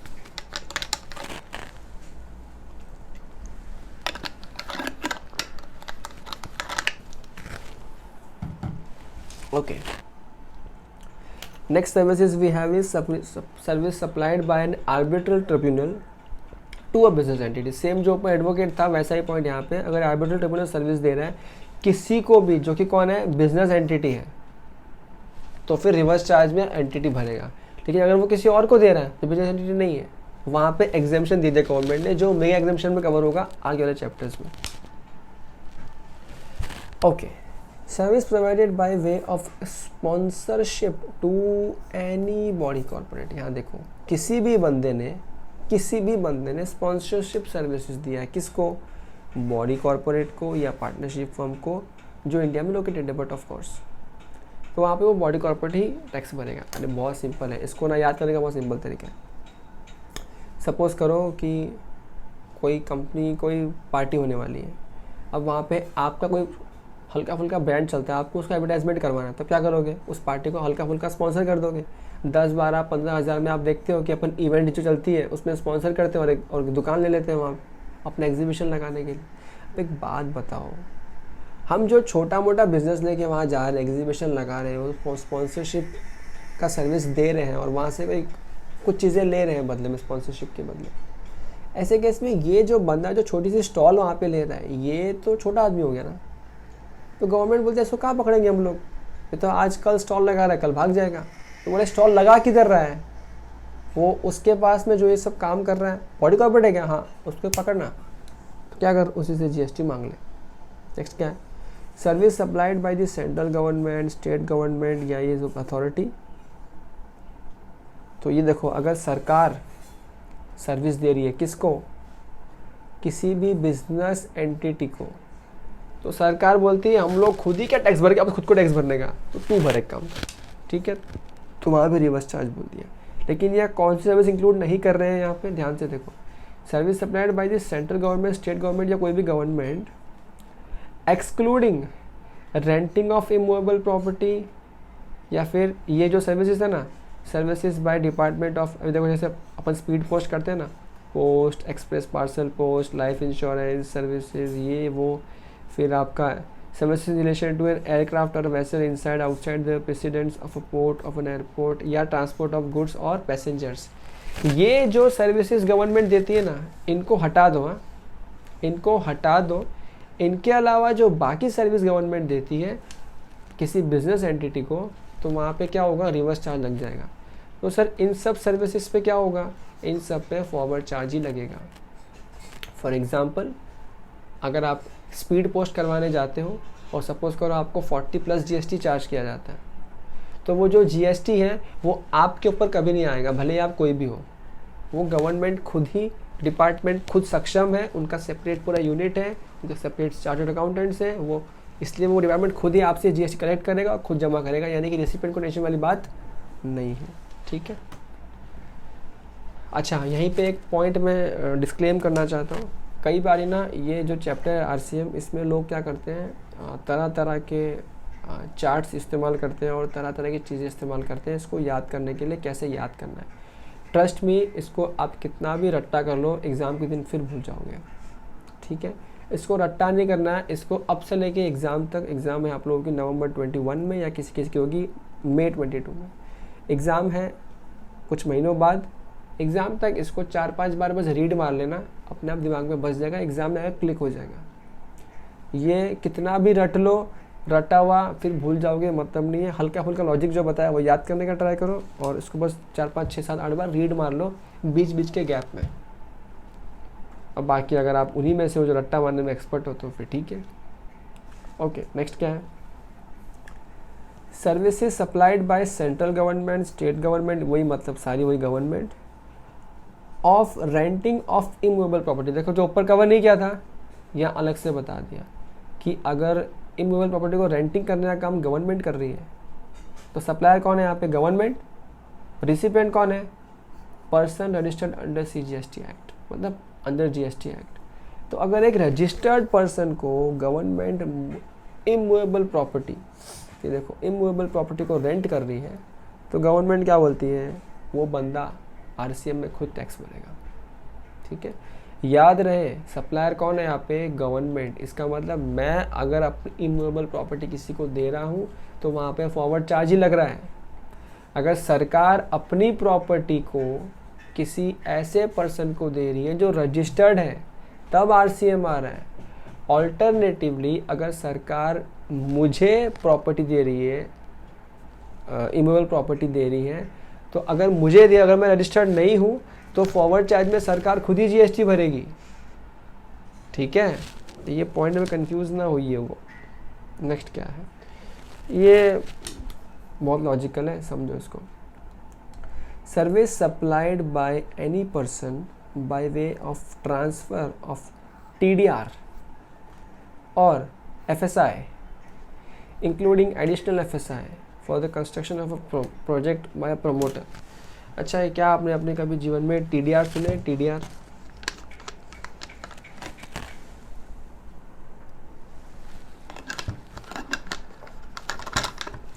FSI सुना है? FSI क्या होता है? हाँ, आपकी तो बिल्डिंग रीडेवलपमेंट में जा रही है, क्या होता है FSI? खाली बस सुन लिया, शाबाश। वैसे तो ठीक है, ये सब जानने का कोई रिक्वायरमेंट भी नहीं है क्योंकि आपके सिलेबस में वो तो है नहीं, ठीक है। बट स्टिल अब टर्म आ गया है, हम लोग साइंटिफिक पढ़ाई करते हैं तो आपको पता होना चाहिए। एक जेनेरिक लैंग्वेज में समझ लो कि व्हाट इज TDR।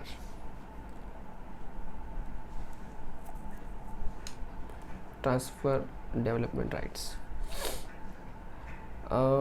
या इसको और सिंपल करना, चलो ठीक है जान दो, इसको ऐसा रखते हैं।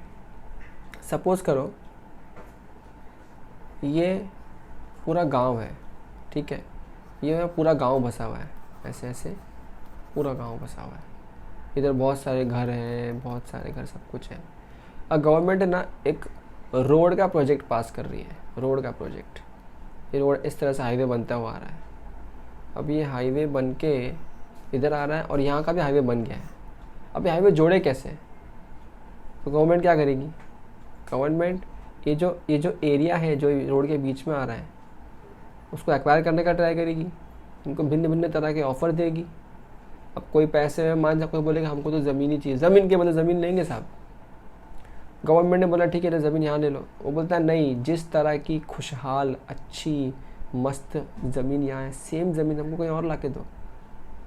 अब गवर्नमेंट बोलती है ज़मीन अवेलेबल नहीं है, तो वहाँ पे चांसेस है कि गवर्नमेंट क्या बोले, एक बार आप खाली कर दो, हम आपको TDR दे रहे हैं, एक राइट दे रहे हैं कि यहाँ पे फ्यूचर में आप इस जगह पे प्रॉपर्टी क्लेम कर पाओगे, ये आपका एक एसेट हो गया, आपको एक सर्टिफिकेट मिलती है हम लोग। तो वहाँ पे क्या होगा, अब ये जो राइट है ना, ये राइट किसी ज़मीन को लेके, किसी पर्टिकुलर एरिया को लेके राइट आपको मिल जाता है प्रॉपर्टी क्लेम करने के लिए, और ये राइट की ट्रेडिंग भी होती है, ठीक है। तो ये वाला राइट कोई भी पर्सन, अब सोचो ये राइट आदमी किसको बेचेगा? किसी प्रमोटर को ही बेचेगा जो वहाँ पे खड़ा कर सके, ठीक है। या फिर FSI क्या होता है? फ्लोर स्पेस इंडेक्स होता है। हमारे कंट्री में हम लोग को जब भी कोई जितनी बड़ी इमारत बनानी हो उतना ज़्यादा FSI अप्रूवल करवाना पड़ता है गवर्नमेंट से, ठीक है। तो ये FSI वो हो गया। या फिर आप चाहो तो इन दोनों टर्म को उस पॉइंट समझ सकते हो कि आपकी एक बिल्डिंग है, ये बिल्डिंग 25 साल पुरानी हो गई है। अब ये 25 साल पुरानी हो गई है, कभी भी गिर सकती है, तो क्या करोगे? अब आप लोग ढूंढोगे किसी नए बिल्डर को, जिसको हम लोग प्यार से बोलते हैं प्रमोटर। तो ये प्रमोटर आएगा। अब क्या ऐसा होता है क्या कि अपन ने प्रमोटर से बात किया कि हे प्रमोटर एक काम करें, इसको तोड़ के नया बना दे, ऐसा बना देगा अपने आप? कैसा? क्या नहीं। आप अगर उस सोसाइटी में 50 लोग रहते हैं तो 50 लोग का अपना अपना राइट है उस प्रॉपर्टी की ज़मीन पे। हम लोग कन्वेंस डीड वगैरह क्यों बनाते हैं? इसीलिए बनाते हैं कि उस ज़मीन पे भी आपका अधिकार हो जाता है। तो आपका कहना पड़ता है आप लोगों को डेवलपमेंट राइट्स या फिर वो FSI आपको उस प्रमोटर को देने पड़ते हैं। उसके बाद उसके पास वो पावर आता है बनाने का। उसके पहले अगर बनाना स्टार्ट करता है तो कोई भी बंदा कंप्लेन करके उस काम को रुकवा सकता है और वो प्रमोटर बर्बाद भी हो सकता है, ठीक है। तो इन शॉर्ट सिंपल मतलब क्या है? अब देखो ध्यान से एक बात समझ में आ रही है, ये सोसाइटी में रहने वाले लोग हैं, क्या ये सब लोग GST नंबर लेके रखे हैं क्या? तो क्या बोला गवर्नमेंट ने, प्रमोटर तो बड़ा आदमी है, तो ये भर देना RCM में, क्या ये बच्चे लोगों से भरवाएगा? सेम कहानी नीचे वाले पार्ट में। कोई भी लॉन्ग टर्म लीज है 30 साल या उससे ज़्यादा, बाय एनी पर्सन, किसको दे रहा है? प्रमोटर को, ठीक है। अगेन यही सिंपल कहानी है कि मेरे पास कोई ज़मीन का राइट पड़ा है, मैं उसको लीज पे दे रहा हूँ 30 साल से ज़्यादा। अब एक बात सिंपल समझना, कोई भी अगर कंस्ट्रक्शन खड़ा करते हैं किसी प्रॉपर्टी में तो उसकी लाइफ 25-30 साल से ज़्यादा होती नहीं है, unless you again do not reconstruct या उसको और मरम्मत नहीं करते, तब तक नहीं होती है। 25-30 साल मैक्सिमम लाइफ होती है किसी भी एक नॉर्मल इमूवेबल एसेट्स की जो खड़ा करते हैं हम लोग, बिल्डिंग वगैरह खड़ा करते हैं। तो वहाँ पे क्या होगा, हम लोग हमारे जो लीज राइट्स हैं हम किसको दे रहे हैं? हम लोग प्रमोटर को दे रहे हैं। अगेन जो ऊपर से का वही कहानी अवेलेबल है, भाई प्रमोटर बड़ा आदमी तो खुद भरेगा, हम नहीं भरेंगे। नेक्स्ट क्या है? Services supplied by a director of a company और body corporate to the said company. ये देखो डायरेक्टर है, ये डायरेक्टर है। अब ये इसमें लिखा क्या बाद में पढ़ना, मैं समझा रहा हूँ वो समझ लो। ये डायरेक्टर है, ये एक कंपनी है, ये इसको सर्विसेज दे रहा है। अब ध्यान से देखो, अगर आपको अपना कंपनी लॉ याद है तो डायरेक्टर को ना भिन्न भिन्न प्रकार के पैसे मिलते हैं कंपनी से। एक तो क्या मिलता है, इसको रेम्यूनरेशन मिलता है। रेम्यूनरेशन मतलब मैं यहाँ पे कह रहा हूँ इसको सैलरी मिलता है। और क्या मिलता है, और इसको शिटिंग फीस मिलता है ना, शिटिंग फीस मिलता है। और क्या मिलता है, हो सकता है ये डायरेक्टर खुद डॉक्टर भी हो, खुद ऑपरेशन भी करता हो, तो उसको कहना से इसको प्रोफेशनल फीस भी मिलती है उस उतने पार्ट के लिए। सब कंपनी एक्ट में रेम्यूनरेशन वाले चैप्टर में है। तो अब है ना, इस डायरेक्टर को इस कंपनी से जो एज अ सैलरी मिलता है ना, एज अ सैलरी, वो तो हो जाता है कवर एम्प्लॉयर एम्प्लॉय रिलेशनशिप में। और अगर आपको याद हो तो शेड्यूल 3 के एग्जाम्पशन लिस्ट में कवर था कि एम्प्लॉयर एम्प्लॉय की सर्विसेज क्या है, वो एग्जाम्प्ट है जीएसटी से। तो अगर डायरेक्टर एज ए सैलरी ले रहा है तब तो वो जीएसटी के दायरे से ही बाहर निकल गया, बिकॉज वो शेड्यूल 3 में कवर हो जाता है। लेकिन डायरेक्टर उसके अलावा जो चीज़ें ले रहा है, शिटिंग फीस ले रहा है, कोई और फीस ले रहा है, प्रोफेशनल फीस ले रहा है, तो वहाँ पे डायरेक्टर के केस में जीएसटी एप्लीकेबल हो जाता है। बट क्या डायरेक्टर जीएसटी नंबर लेके रखा है क्या? नहीं। बिजनेस कौन कर रहा है? कंपनी, वो बॉडी कॉर्पोरेट। तो आरसीएम में जीएसटी कौन भरेगा? बॉडी कॉर्पोरेट यानी कि कंपनी। समझ में आता है? अच्छा, इसी चीज़ को आगे आपके सेक्शन में आपको ऐसा लिखा हुआ भी मिलेगा, क्योंकि हम कैसे समझेंगे कि वो एज ए सैलरी लिया या एज ए शिटिंग फीस लिया। तो देखो, बहुत सिंपल फंडा समझने का। सेक्शन 192 के अंदर टीडीएस कटता है किसी भी एम्प्लॉय का अगर वो सैलरी ले रहा होता है। तो आपको चेक करना है कि वो जो पैसा डायरेक्टर को मिल रहा है क्या वो 192 से क्रॉस होता हुआ आपके उस डायरेक्टर के पास आ रहा है। अगर वहाँ से क्रॉस होता हुआ आ रहा है तब तो वो एम्प्लॉय की वजह से जीएसटी से बाहर एग्जेम्पशन। अगर वो उसके अलावा किसी और चीज़ का पैसा है तो सिंपल है भाई, प्रोफेशनल फीस है, ये सब चीज़ें हैं, तो कंपनी उस पर रिवर्स चार्ज में टैक्स भरेगी। डायरेक्टर को टेंशन वाली बात नहीं है। नेक्स्ट फंडा भी बहुत सिंपल है, ये आपके इंश्योरेंस एजेंट। हम लोग है ना बहुत बार देखते हैं, हमारे दर बदर बहुत जगह भटकते रहते हैं इंश्योरेंस एजेंट, इंश्योरेंस ले लो, इंश्योरेंस ले लो। तुमको लगता है उनको देख, उनकी शक्ल देख के कि वो इतने सोफिस्टिकेटेड होंगे कि they would be having registration under GST? The answer is no. वो काम किसके लिए करते हैं? इंश्योरेंस कंपनी के लिए। एजेंट तो लाखों एजेंट है कंपनी के, तो सब तो नंबर रखते ही नहीं जीएसटी का। तो गवर्नमेंट ने क्या बोला, ये हम लोग को मचमच नहीं चाहिए। गवर्नमेंट ने क्या बोल दिया, ये जो एजेंट सर्विसेज किसको सर्विस दे रहा है? एजेंट सर्विसेज दे रहा है हमको भी और कंपनी को भी, बट वो मेन किसको सर्विस दे रहा है? उस कंपनी को। तो कंपनी तू भर उसका जीएसटी, चल रिवर्स चार्ज में, हम एजेंट से नहीं मांगने बैठने वाले यहाँ पे। नेक्स्ट क्या है? Recovery agent. रिकवरी एजेंट कौन होते हैं? सुना होगा नाम पहले, वसूली भाई। पता ना, अभी तो आज के जैसे बंद हो गया है और अब तो बहुत प्यार से वसूली करते हैं, बट वसूली करने वालों को वसूली करने वाले ही बोलते हैं। तो वसूली भाई जो होते हैं ये बैंक्स रखती है, फाइनेंशियल इंस्टीट्यूशन रखती है। तो रिकवरी एजेंट ये एक इंडिविजुअल होता है या कोई नॉर्मल छोटी मोटी फर्म होती है। इनके केस में क्या बोलती है, आप बैंक को सर्विस दे रहे हैं ना, इंस्टीट्यूशन को सर्विस दे रहे हैं ना, वही आरसीएम में टैक्स भरेगी, आपको नहीं भरना है, फॉरवर्ड चार्ज नहीं लगेगा। नेक्स्ट क्या है?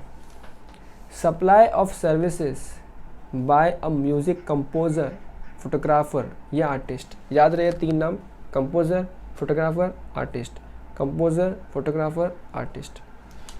और the like by way of transfer और परमिटिंग द यूज और एंजॉयमेंट ऑफ अ कॉपीराइट, या फिर किसी भी जरिए अपना ओरिजिनल कंटेंट, कॉपीराइट कंटेंट हम दे रहे हैं किसी और को इस्तेमाल करने के लिए। देखो यहाँ पे सप्लायर कौन है? म्यूजिक कंपोजर, फोटोग्राफर, आर्टिस्ट या कोई ट्रेडमार्क वाला जिसके पास कॉपीराइट वाला चीज़ें हैं। किसको सप्लाई कर रहे हैं? या तो म्यूज़िक कंपनी को या किसी प्रोडक्शन हाउस को, ऑफ कोर्स जो इंडिया में लोकेटेड है। तो ऐसे केस में देखो सिंपल सी कहानी है। आर्टिस्ट लोग होते हैं ना, आर्टिस्ट लोग पागल होते हैं। मैं दिन रात ड्राइंग बना रहा हूँ, ड्राइंग बनाते गवर्नमेंट बोलता है तू ड्राइंग बेचा ना, ला जीएसटी दे। आर्टिस्ट लोग पागल होते हैं, वो ड्राइंग बनाना छोड़ देगा। तो गवर्नमेंट ने क्या बोला, बाबा तू चिक मत कर। तो किसको दे रहा है? कंपनी को दे रहा है, प्रोडक्शन हाउस को दे रहा है, आर्ट गैलरी को दे रहा है, वो लोग भरेंगे जीएसटी, तो रहने दे। ठीक है, इसको ऐसे ही याद रखना पड़ेगा। अच्छा, एक चीज़ और ध्यान रहे इसके अंदर, ये ओरिजिनल कंटेंट होना चाहिए जो आप दे रहे हो, तो ही आरसीएम में कवर होगा। अगर वो किया हुआ काम किसी और से लेके किसी और को दे रहे हो तो वो ओरिजिनल नहीं कहलाया जाएगा, उसमें कवर नहीं होगा। सर एग्जांपल ले लो, नहीं तो ये वाली कहानी उड़ जाएगी। ये देखो यहाँ पे अपन एग्जांपल लेते हैं।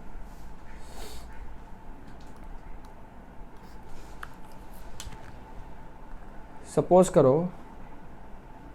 करो मैं सोनू हूँ, सोनू, ठीक है, मैं बहुत बड़ा सिंगर हूँ। अब मैंने एक गाना गाया, मैंने एक सॉन्ग गाया। अब ये सॉन्ग क्या कर रहा हूँ, आपने एक कंपनी का नाम सुना होगा, टी सीरीज़। मैं इस टी सीरीज़ को ना वो सॉन्ग बेच रहा हूँ। अच्छा, ये सॉन्ग मैंने खुद गाया है, खुद कंपोज किया है, खुद का ओरिजिनल सॉन्ग है, मैं टी सीरीज़ को बेच रहा हूँ। तो यहाँ पे क्या होगा, रिवर्स चार्ज लग जाएगा, सोनू जीएसटी नहीं भरेगा, मैं जीएसटी नहीं भरूंगा, रिसिपिएंट यानी कि टी सीरीज़ जीएसटी भरेगा। लेकिन ये टी सीरीज़ ने क्या किया, टी सीरीज़ ने मेरे से सॉन्ग तो ले लिया। अब टी सीरीज़ ने क्या किया, ये टी सीरीज़ ने ना टिप्स को, दूसरी कंपनी है म्यूज़िक वाली, उसको बेच दिया मेरा ये गाना कि काम कर ले, तू रख ले। अब ठीक है, जो भी उनका होगा अपने को मतलब नहीं उससे। लेकिन अब टी सीरीज़ ने क्या किया, टी सीरीज़ ने वो गाना टिप्स को बेच दिया। ये जो टी सीरीज़ गाना टिप्स को बेच रहा है, क्या वो गाना टी सीरीज़ ने बनाया? क्या वो ओरिजिनल सॉन्ग टी सीरीज़ का ओरिजिनल सॉन्ग है? नहीं, वो किसका है, सोनू का है। तो ये आरसीएम एप्लीकेबल है सोनू वाले केस में, but not on T series and tips के केस में। तो जब टी सीरीज़ टिप्स को वही ओरिजिनल जो दे रहा है, जो खुद का उसने नहीं भरा, किसी और का लिया हुआ दे रहा है, तो वहाँ पे फॉरवर्ड चार्ज लगेगा, टी सीरीज़ ही भरेगा। मतलब देखो मज़े की बात, इस पूरे ट्रांजेक्शन में जब सोनू से सर्विस लिया तो भी टी सीरीज़ ने आरसीएम में भरा, जब टी सीरीज़ किसी और को बेच रहा है तो टी सीरीज़ ही फॉरवर्ड चार्ज में भरेगा। ठीक है, सो ये ध्यान रहे, ओरिजिनल। सेम ऐसा ही कुछ ऑथर में भी है। Supply of services bye an author bye way of transfer और परमिटिंग। अरे सपोज मैं बहुत अच्छी बुक लिखता हूँ, तो मैंने क्या किया, मैं ऑथर हूँ बहुत बड़ा, किसको बेच रहा हूँ, रिसिपेंट कौन है मेरा, पब्लिशर, टैक्सपेन वगैरह जो होते हैं, मैं उनको बेच रहा हूँ। तो इस केस में क्या होगा, वो ऑथर लिखते बैठेगा कंटेंट या जीएसटी भरते बैठेगा? तो गवर्नमेंट ने क्या बोला, तू रहने दे, पब्लिशर तू भर दे काम का जीएसटी, पब्लिशर भरेगा। यहाँ पे एक वर्ड क्या यूज़ किया है, ओरिजिनल। ये ध्यान रहे, सिर्फ ओरिजिनल कंटेंट क्रिएटर के केस में आरसीएम लगेगा। अगेन यहाँ पे सेम एग्जांपल है, मैं हूँ मिस्टर एन, मैं बहुत बड़ा ऑथर हूँ, ठीक है। अब मैंने क्या किया, मैंने इसको टैक्समैन को बेचा, तो यहाँ पे आरसीएम लगेगा, मैं नहीं भरूंगा, टैक्समैन आरसीएम में भरेगा। अब क्या किया, टैक्समैन ने किसी और XYZ को बेच दिया, तो यहाँ पे तो फॉरवर्ड चार्ज ही लगेगा, क्योंकि ओरिजिनल काम टैक्समैन का नहीं, ओरिजिनल काम तो मिस्टर एन का था। ठीक है। अच्छा, ऑथर, सिर्फ ऑथर के केस में एक ऑप्शन और दिया गवर्नमेंट ने, क्या बोला है कि अगर ऑथर की इच्छा है, अगर मतलब बाय डिफ़ॉल्ट नहीं है ये, जीटीए में तो ठीक है बाय डिफ़ॉल्ट था, उसकी मर्जी है, 12 तो 12 तो खुद भर। यहाँ ऐसा नहीं है, अगर एज एन ऑथर मेरी इच्छा है कि नहीं, मैं चाहता हूँ कि मैं ही टैक्स भरूँ, मैं चाहता हूँ मैं ही टैक्स इनवॉइस इशू करूँ और मैं ही कलेक्ट करूँ और मैं खुद ही टैक्स भरूँ, तो कर सकते हैं क्या, हाँ कर सकते हैं। लेकिन कब, अगर मैं फॉरवर्ड चार्ज में टैक्स भरना चाहता हूँ तो मुझे रजिस्ट्रेशन लेना पड़ेगा। पहले बात तो जीएसटी के अंदर रजिस्ट्रेशन लेने के बाद मेरे को जो मेरा डिपार्टमेंट का ऑफिसर है उसको एक डिक्लेरेशन देना पड़ेगा, उसको इंटीमेट करना पड़ेगा कि मैं इस पे फॉरवर्ड चार्ज लेना चाहता हूँ और मैं खुद ले रहा हूँ और मैं खुद भरूँगा, तब वो कर सकता है, वरना नहीं कर सकता। कोई नहीं करता है, ये आर्टिस्ट लोग इतने टाइम नहीं होते इनके पास, ये लोग कभी नहीं करते। नेक्स्ट क्या है, supply of services by the members of overseeing committee to Reserve Bank of India. ये ओवरसीइंग कमिटी एक आरबीआई की स्पेशल कमिटी होती है जो आरबीआई के लिए बहुत सारे ओवरसीज काम करती है। तो यहाँ पे ये जो मेंबर्स ऑफ ओवरसीइंग है ना, किसको सर्विस दे रहे हैं, आरबीआई को सर्विस दे रहे हैं। तो उस केस में क्या बोल दिया, अरे ये पब्लिक तो बाहर काम कर रही है, समझेंगे समझो खाली, ओवरसीज ये बाहर काम कर रही है, गवर्नमेंट का बाहर जाएगी टैक्स लेने के लिए। तो क्या बोला, इंडिया में कौन है, आरबीआई, आरबीआई तू टैक्स भरेगा। ओके, नेक्स्ट क्या है, सर्विस सप्लाइड बाय डीएसएस।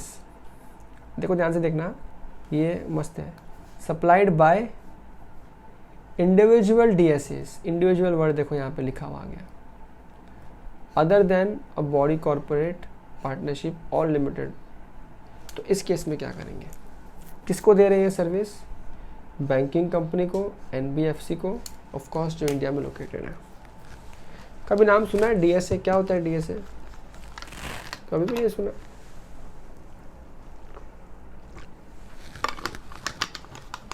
अच्छा पता है डीएसए कौन होता है? अभी तुम 5 मिनट में तुम्हारा आंसर चेंज कर दोगे। कभी तुम्हारे फ़ोन में फ़ोन आता है कि सर लोन चाहिएगा, सर क्रेडिट कार्ड चाहिएगा, वो सब डायरेक्ट सेलिंग एजेंट्स हैं, वो सब डीएसएज होते हैं, ठीक है। अब वो जो डीएसए आपको फ़ोन कर रहा है, अगर वो कोई इंडिविजुअल, फ़ोन तो इंडिविजुअली करेगा, लेकिन अगर वो इंडिविजुअल फर्म से, प्रोप्राइटरी फर्म से बिलोंग करता है तो वहाँ पे आरसीएम लग जाएगा। कई बार ये डीएसएज जो होते हैं ना, ये लिमिटेड कंपनीज होती है, एलएलपीज होती है, ऐसे कैसे वो सक्षम है खुद टैक्स भरने के, तो वहाँ फॉरवर्ड चार्ज में लगेंगे, वरना क्या होगा, रिवर्स चार्ज लगेगा। अब रिवर्स चार्ज लगेगा मतलब ये लोग सर्विस किसको दे रहे हैं, बैंक को, तो बैंक जीएसटी भरेगा। समझ में आता है? अब बोलो तुम तो बोलते तुम पता नहीं डीएससी कौन है। ओके नेक्स्ट क्या है, service provided by a business facilitator to a banking company. ये कौन होते हैं, ये वो लोग होते हैं जो बैंक के लिए बाहर से बिजनेस ला के बैंक को देते हैं। किसको दे रहे हैं सर्विस, बैंक को दे रहे हैं। ये बिजनेस लाने पे ध्यान देंगे या टैक्स भरेंगे, बोला बैंक तू भर चल। नेक्स्ट क्या है, services provided by N agent of business correspondent. Banks के बिजनेस करस्पॉन्डेंट्स भी होते हैं और वो करस्पॉन्डेंट के खुद के एजेंट्स भी होते हैं। तो अगर वो एजेंट उस करस्पॉन्डेंट को सर्विस दे रहे हैं तो यहाँ पे सर्विस रिसीव कौन कर रहा है, करस्पॉन्डेंट, बैंक नहीं। यहाँ पे करस्पॉन्डेंट बैंक को देता है, तो उसकी बात यहाँ पे कर रहा हूँ क्या, नहीं। बैंक के बिजनेस करस्पॉन्डेंट्स होते हैं, बिजनेस एसोसिएशंस होते हैं, करस्पॉन्डेंट सर्विस लेते हैं किससे, अपने करस्पॉन्डिंग एजेंट से। वो देखो ना, एक तो बैंक बहुत बड़े, करस्पॉन्डेंट थोड़े से बड़े, थोड़े से छोटे उससे, और वो तो और छोटे एजेंट थोड़ी भरेगा, तो मैं भरूंगा, रिसिपिएंट हूँ मैं भरूंगा, ठीक है। नेक्स्ट क्या है, ये इस पे तो इंस्टीट्यूट ने ना जुलाई 21 के आपके अटेम्प्ट में भी इंस्टीट्यूट ने क्वेश्चन पूछा था सिक्योरिटी सर्विसेज पे। I am not sure, very sure, एक बार आप चेक कर लेना। मेरे को सर याद आ रहा है हल्का फुल्का, शायद पूछा गया था कुछ इस पे, एमसीक्यू में मुझे पूछा गया था या किसी पेपर में आया था, मैंने बहुत पहले रिव्यू किया था, तो एक बार आप देख लेना। बट एनीवे नहीं भी पूछा गया तो ये बहुत इंपॉर्टेंट है, याद रखना है इसको। सिक्योरिटी सर्विसेज कौन, सप्लायर कौन होना चाहिए, एनी पर्सन अदर देन अ बॉडी कॉर्पोरेट। बॉडी कॉर्पोरेट नहीं होना चाहिए, वो फर्म हो सकता है, वो कोऑपरेटिव सोसाइटी हो सकता है, वो एओपी हो सकता है, वो बीओए हो सकता है, वो इंडिविजुअल हो सकता है। अगर कोई ऐसा बंदा सिक्योरिटी सर्विसेज दे रहा है, किसको, रजिस्टर्ड पर्सन को, ठीक है। मतलब सिंपल है, वो जो वॉचमैन देती है ना कंपनी, अपन लिखते हैं बहुत बार बैंक के बारे में वो लिखा हुआ होता है, वॉचमैन के ऊपर लिखा होता है, हमारे बिल्डिंग के वॉचमैन के भी ड्रेस पे लिखा होता है सैनिक, ऐसा एक नाम है, सैनिक एक कंपनी है। अब अगर वो सैनिक एक लिमिटेड कंपनी है और वो वॉचमैन प्रोवाइड करने का, सिक्योरिटी देने का सर्विसेज दे रही है, तब तो वो यहाँ कवर नहीं हो रही है, क्योंकि वो कंपनी है, वो बॉडी कॉर्पोरेट बन गई, तब तो वो खुद भर सक्षम है फॉरवर्ड चार्ज में टैक्स भरने में। लेकिन अगर वो कंपनी नहीं है, वो खुद एक इंडिविजुअल है, सपोज मैं हूँ, कल को मेरा मन हो गया कि यार एक काम करता हूँ, मेरे पास 2-3 वॉचमैन भी हैं, मैं ये काम शुरू कर देता हूँ। अब मैं तो साधारण मनुष्य, मेरा कोई फर्म वर्म कंपनी वम्पनी कुछ नहीं, तो ऐसे केस में मैं यहाँ कवर हो जाऊँगा। लेकिन कब, जिसको मैं सर्विस दे रहा हूँ वो रजिस्टर्ड पर्सन होना चाहिए। इसका मतलब अगर मैं दे रहा हूँ सर्विस एक सोसाइटी को, अब सोसाइटी रजिस्टर्ड नहीं है अगर जीएसटी में, तो फिर यहाँ पे आरसीएम का मच नहीं आएगा, फिर तो जो दे रहा है उसको भरना पड़ेगा। लेकिन अगर सोसाइटी रजिस्टर्ड पर्सन है, या मैं सपोज किसी कंपनी को दे रहा हूँ, किसी बैंक को दे रहा हूँ जो रजिस्टर्ड है जीएसटी में, तो फिर वो लोग आरसीएम भरेंगे, मैं नहीं भरूंगा। याद रहे, पहले चेक करूँगा कि मैं खुद बॉडी कॉर्पोरेट हूँ तो मैं खुद ही भरूंगा। अगर मैं नहीं हूँ तो जिसको दे रहा हूँ वो बॉडी कॉर्पोरेट है क्या, तो वो भरेगा। अगर वो नहीं है फिर तो मेरे को भरना ही पड़ेगा। समझ में आई बात, रिपीट करूँ? हाँ ठीक है। अच्छा, ये सेम पॉइंट रिपीट हो रहा है कि अगर आप सर्विस किसी गवर्नमेंट को दे रहे हो किसी को भी जो सिर्फ और सिर्फ TDS के लिए आया हुआ है तो एप्लीकेबल नहीं होगा, वो आप देख लेना, कोई चिंती पिंती बात है। नेक्स्ट क्या है देखो, services provided by way of renting of any motor vehicle designed to carry passengers where the cost of fuel is included, where the cost of fuel is included in the consideration charged from the service recipient provided to a body corporate। देखो यहाँ पे supplier कौन है। अच्छा, यहाँ बात किस service की हो रही है, रेंटिंग ऑफ मोटर व्हीकल, जो किस लिए है, पैसेंजर ट्रांसपोर्ट करने के लिए डिज़ाइन किए गए हैं। जैसे एग्जांपल बताएं, कभी अपना मन होता है चलो शिरडी जाके आते हैं, तो आप क्या करते हो, किसी टूर्स वाले को फ़ोन करते हो, टूर्स एंड ट्रैवल जब आप फ़ोन करते हो और आप उससे पूछते हो कि भाई मुंबई टू शिरडी जाके आना है, क्या लेगा, सपोज़ वो कहते हैं 10,000 लेगा, तो आप उसको पूछते हो 10 में सब आ गया या कुछ और भी लेगा, तो वो कहता है नहीं 10 में सब आ गया, 200-300 ड्राइवर का और लूँगा, 10-500 में सब आ गया। तो यानी कि अब आपको तो खबर नहीं, आपको तो पता नहीं कि कितना पेट्रोल लग रहा है, कितना डीजल लग रहा है, कितना CNG लग रहा है, क्या सैलरी है उसका, अपने को कुछ पता नहीं। अपने को पता है एक पैकेज है, यानी कहना ऐसे ही इस तरह का कॉन्ट्रैक्ट है जहाँ पे आपने मोटर व्हीकल जो पैसेंजर के लिए चल रहा है उसको आपने हायर किया है, रेंट किया है खुद के लिए, जो फ्यूल कॉस्ट के साथ का कॉस्ट है वो यहाँ पे कवर हो रहा है। ठीक है, देखो cost of fuel is included in the consideration. इसका मतलब पता कई बार ऐसे भी होता है कि हमको टूर्स एंड ट्रैवल्स ऐसे बोलता है कि देखो मैं एक दिन का 1500 रुपये लूँगा गाड़ी का रेंट, गाड़ी का रेंट 1500 रुपये एक दिन का है, तो जितने दिन आपकी गाड़ी बाहर रहेगी उतने दिन का आपको रेंट देना है गाड़ी का। मैंने कहा डीजल का, उसने बोला डीजल आपको जितना भरवाना है भरवा और चलाओ, तो वो कवर होगा इसमें, वो इसमें कवर नहीं हो रहा है। ये पॉइंट बारीक पॉइंट है, पब्लिक पढ़ता ही नहीं इतना तक तो, और जो बच्चे समरी से पढ़ते हैं वहाँ तो ये सब लिखा ही नहीं होता है। ठीक है, ओके। एनी पर्सन, देखो सप्लायर कौन है, कोई भी पर्सन हो अदर देन बॉडी कॉर्पोरेट। तो कोई तो सिंपल है, हर जगह देख रहे हो, जहाँ जहाँ बॉडी कॉर्पोरेट आ गया ना वहाँ पे हम बॉडी कॉर्पोरेट को कभी नहीं बोलते तू मत टैक्स भर, तो तू ही भर टैक्स फिर तो, लेकिन बॉडी कॉर्पोरेट नहीं है। वैसे कल को मैं हो गया, मेरा मन हो गया यार एक काम करते हैं, एक गाड़ी खरीद लेते हैं और चलाते हैं उसको, शिरडी के लिए मुंबई नासिक के लिए चलाते हैं, तो मैं बॉडी कॉर्पोरेट थोड़ी हूँ, तो मेरे पे कवर हो जाएगा other than body corporate. Who supply service to a body corporate, किसको सर्विस दे रहा हूँ मैं बॉडी कॉर्पोरेट को सर्विस दे रहा हूँ। And doesn't issue an invoice charging CGST at 6%, मतलब वही 12% की रेट ओवरऑल।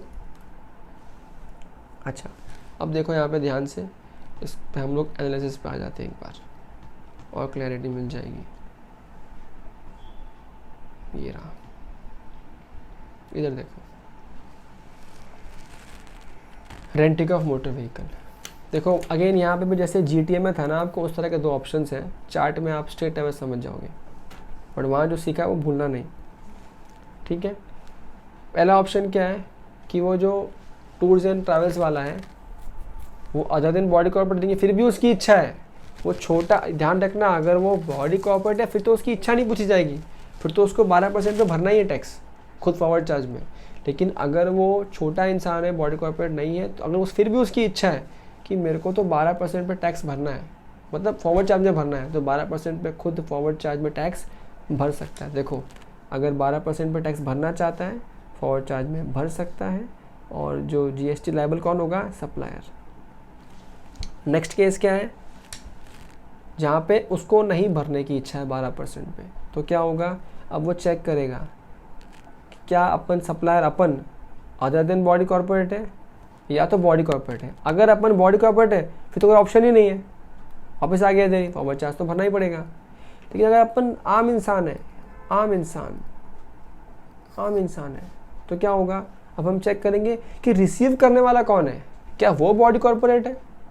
अगर वो बड़ा आदमी है तो भाई तो वो भर देगा रिवर्स चार्ज में, कोई दिक्कत वाली बात नहीं है। लेकिन अगर रिसीव करने वाला भी मेरी तरह आम आदमी है तो भाई अब मैंने बहुत मज़े ले लिए, अब गवर्नमेंट क्या बोलेगा, नंबर ले चुपचाप 12% भर खुद चल। इसका मतलब रिवर्स चार्ज सिर्फ तब आ रहा है जब मैं एक नॉन बॉडी कॉर्पोरेट हूँ और मैं सर्विस दे रहा हूँ किसी बॉडी कॉर्पोरेट को। अगर मैं नॉन बॉडी कॉर्पोरेट हूँ, मैं सर्विस दे रहा हूँ किसी नॉन बॉडी कॉर्पोरेट को, तब तो मेरे पे ही लाइबिलिटी आ जाएगी, क्योंकि उससे सरकार लेगी कैसे, तो मेरे पे आ जाएगी। ठीक है,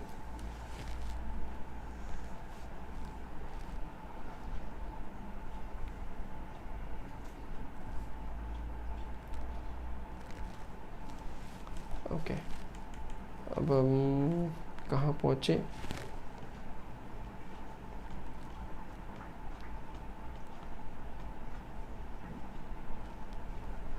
अच्छा, नेक्स्ट है सिक्योरिटी लैंडिंग सर्विसेज। ये काफ़ी लोगों ने नहीं सुना है, जो बच्चे शेयर्स में डील करते हैं उनको पता होता है। क्या आपको आइडिया है लैंडिंग ऑफ सिक्योरिटीज़ क्या होता है?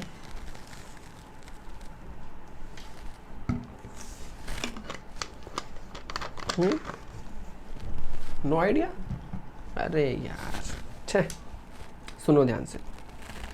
ये क्या होता है, ये आज की डेट में बहुत चलता है, पहले इतना शोर में नहीं था। फॉर एग्ज़ाम्पल, आज मेरा मन है, आज ना मार्केट बहुत ऊपर है और मेरा मन है, मैंने शॉर्ट कर दिया। अब देखो, जब आप शॉर्ट करते हो, एक तो इंट्राडे होता है, वो तो कहानी अलग हो गई। मैंने डिलीवरी में शॉर्ट कर दिया, उसका मतलब क्या हुआ, मैंने 1 लाख शेयर, सपोज करो कोटक महिंद्रा बैंक 1 लाख शेयर्स बेच दिए। अब मेरे डीमैट में शेयर्स है ही नहीं, मैंने डिलीवरी ट्रेड मार दिया है। अब मेरे को इसको स्क्वायर ऑफ करना भी नहीं है, मेरे को तो डिलीवरी देनी है और मेरी उम्मीद ऐसी है कि नहीं, बाद में वापस शेयर ऊपर आएगा, तो मैं लॉस क्यों बुक करूं? मैं क्या करूंगा, सपोज करो आपके पास शेयर्स पड़े हैं, कोटक महिंद्रा बैंक के आपके पास में 1 लाख शेयर्स पड़े हैं, क्या बोलूँगा, एक बार तेरे शेयर्स देना बोरो करने के लिए। ऐसा होता है, ठीक है। और सर ये कभी हमने देखा नहीं, कैसे होता है, जो स्टॉक ब्रोकर्स होते हैं उनके पास चैनलाइजेशन होता है, चीज़ों का एक्सेस होता है, और ये सारे काम पावर ऑफ अटॉर्नी के बेसिस पे होते हैं, और उसके बाद ही एग्रीमेंट होकर ट्रांसफ़र होता है। ऑल्दो ये सब एग्रीमेंट आजकल ऑनलाइन हो गए सारे के सारे, बट ये चीज़ें इस तरीके से काम करती हैं, ठीक है। तो अब क्या, मैंने तो बेच दिया, अब मैंने बेच दिया तो मैं क्या करूँगा, आपसे बोरो कर लूँगा। अब बोरो करके मैंने जिसको डिलीवरी ट्रेड मारा था उसको दे दिया डिलीवरी। फ्यूचर में अब मेरे को लग रहा है कि शायद ये प्राइस 6 महीने बाद में और नीचे गिर के आ जाएगा, तो मैं क्या करूँगा, तब मैं वो शेयर बाय करूँगा और जो आपसे बोरो किए थे आपको वापस दे दूँगा। तो ये जैसा हम लोग ये बॉटल के साथ बोरो और लेंडिंग खेलते, एग्रीमेंट रेंट करते, वैसा विथ शेयर्स भी करते हैं। उस सर्विसेज की यहाँ पे बात कर रहे हैं, ठीक है। अब जो बंदा अब सोच के बताना हल्का सा, जो बंदा बोरो कर रहा है शेयर्स, जो शेयर्स मांग रहा है, इसमें वो बड़ा आदमी हो सकता है या जो बेचारा शेयर दे रहा है वो बड़ा आदमी हो सकता है? सोचो, आराम से सोचो।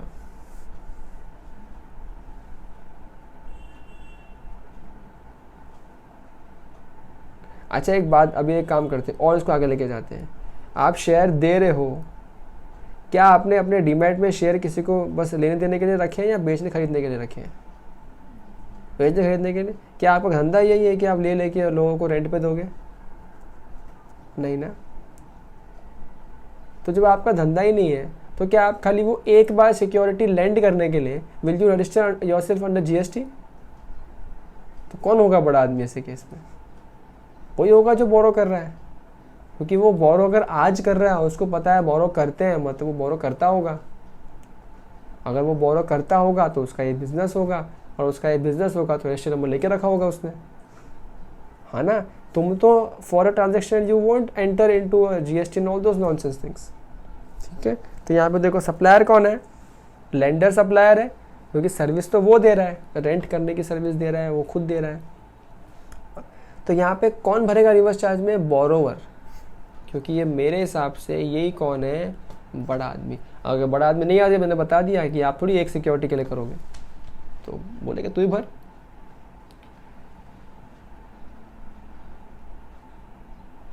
अच्छा, इसके बाद है ना, गवर्नमेंट ने कुछ और एडिशनल सर्विसेज को भी नोटिफाई किया गया इसी रिवर्स चार्ज के पर्पज़ में, आईजीएसटी के अंदर डाला गया एक्स्ट्रा।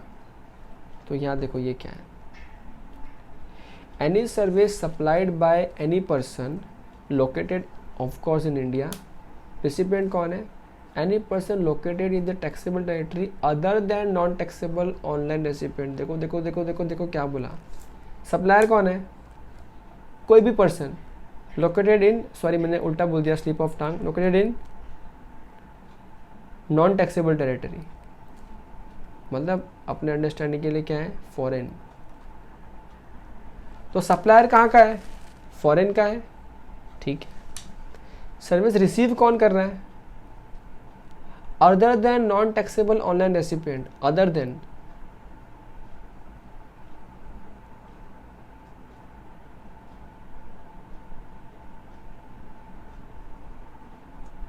अच्छा ध्यान देखो ना, ये लोग इतना घुमाते हैं, सिंपल रखो ना। अदर देन नॉन टैक्सेबल मतलब अदर देन फॉरेन, मतलब कौन? हिंदुस्तान का। सिंपल सी कहानी है। तो वैसे केस में वो कहाँ का हुआ? टैक्सेबल टेरिटरी का हुआ। इन शॉर्ट, अगर फॉरेनर ने कोई सर्विस सप्लाई किया है, किसको? हिंदुस्तानी को, तो उस पर रिवर्स चार्ज में टैक्स कौन भरेगा? हिंदुस्तानी, ठीक है। एकदम क्या बता दिया मैंने। नेक्स्ट क्या है?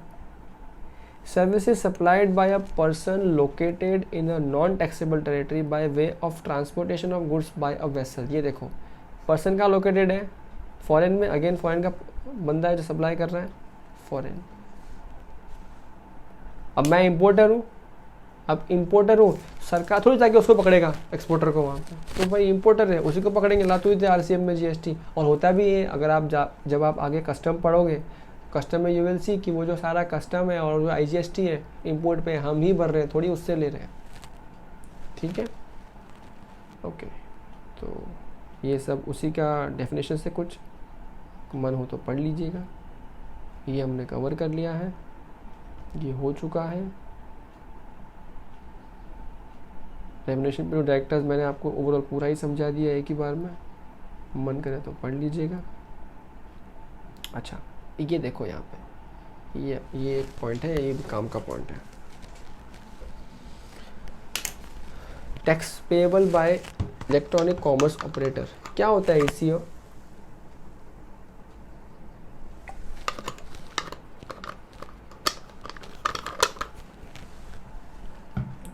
हाँ, फ्लिपकार्ट, अमेजोन, यार ये एग्जाम्पल है बाबा। ये तो होता क्या है ईसीओ?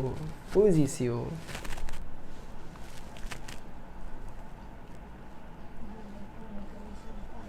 जोर से बोल। क्या? इलेक्ट्रॉनिक बाय सेल करता है वो ईसीओ बन जाता है। अच्छा ठीक है, सपोज करो मैं हूँ,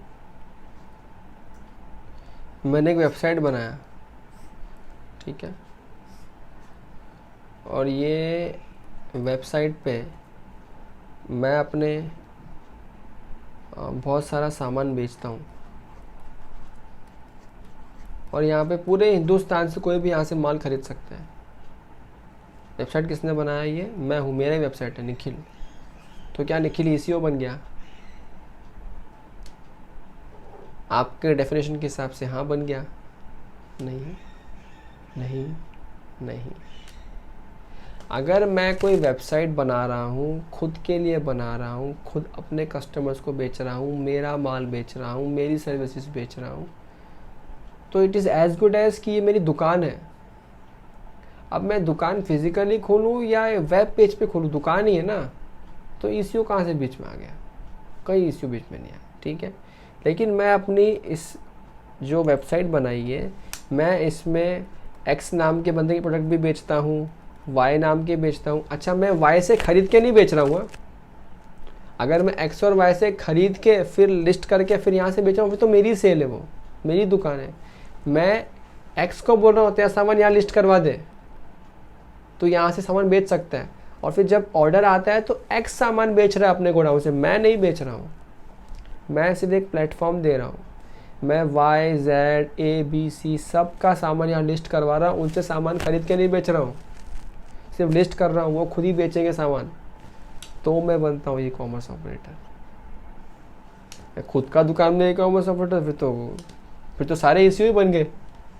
फिर तो मैं जो यूट्यूब चैनल है मेरा, वो भी मैं भी उसके लिए भी मैं ईसीओ बन गया। तो थोड़ी होता है। ओके, सो हम बात कर रहे हैं ईसीओ की। अब ईसीओ के केस में ना गवर्नमेंट ने कुछ चीज़ नोटिफाई करके क्या बोल दिया कि ये कुछ केस ऐसे हैं जहाँ पे हम चाहते हैं कि ईसीओ टैक्स भरे, ईसीओ ही टैक्स भरे, हम ये चाहते हैं कुछ जगहों पे।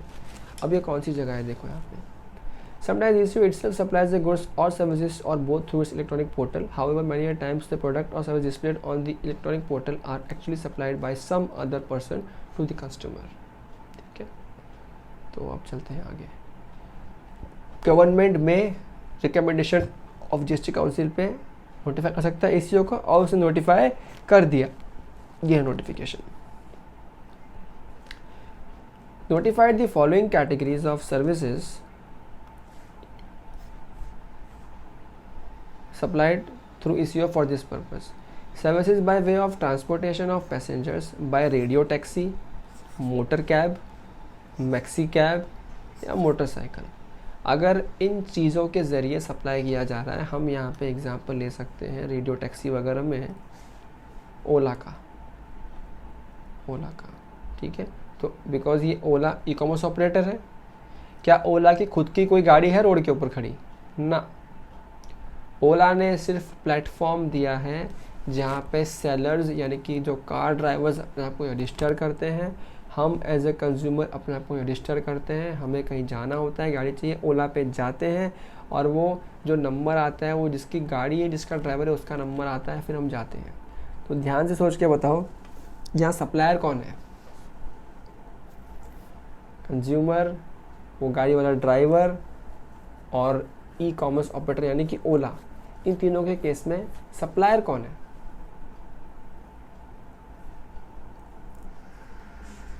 बोलो।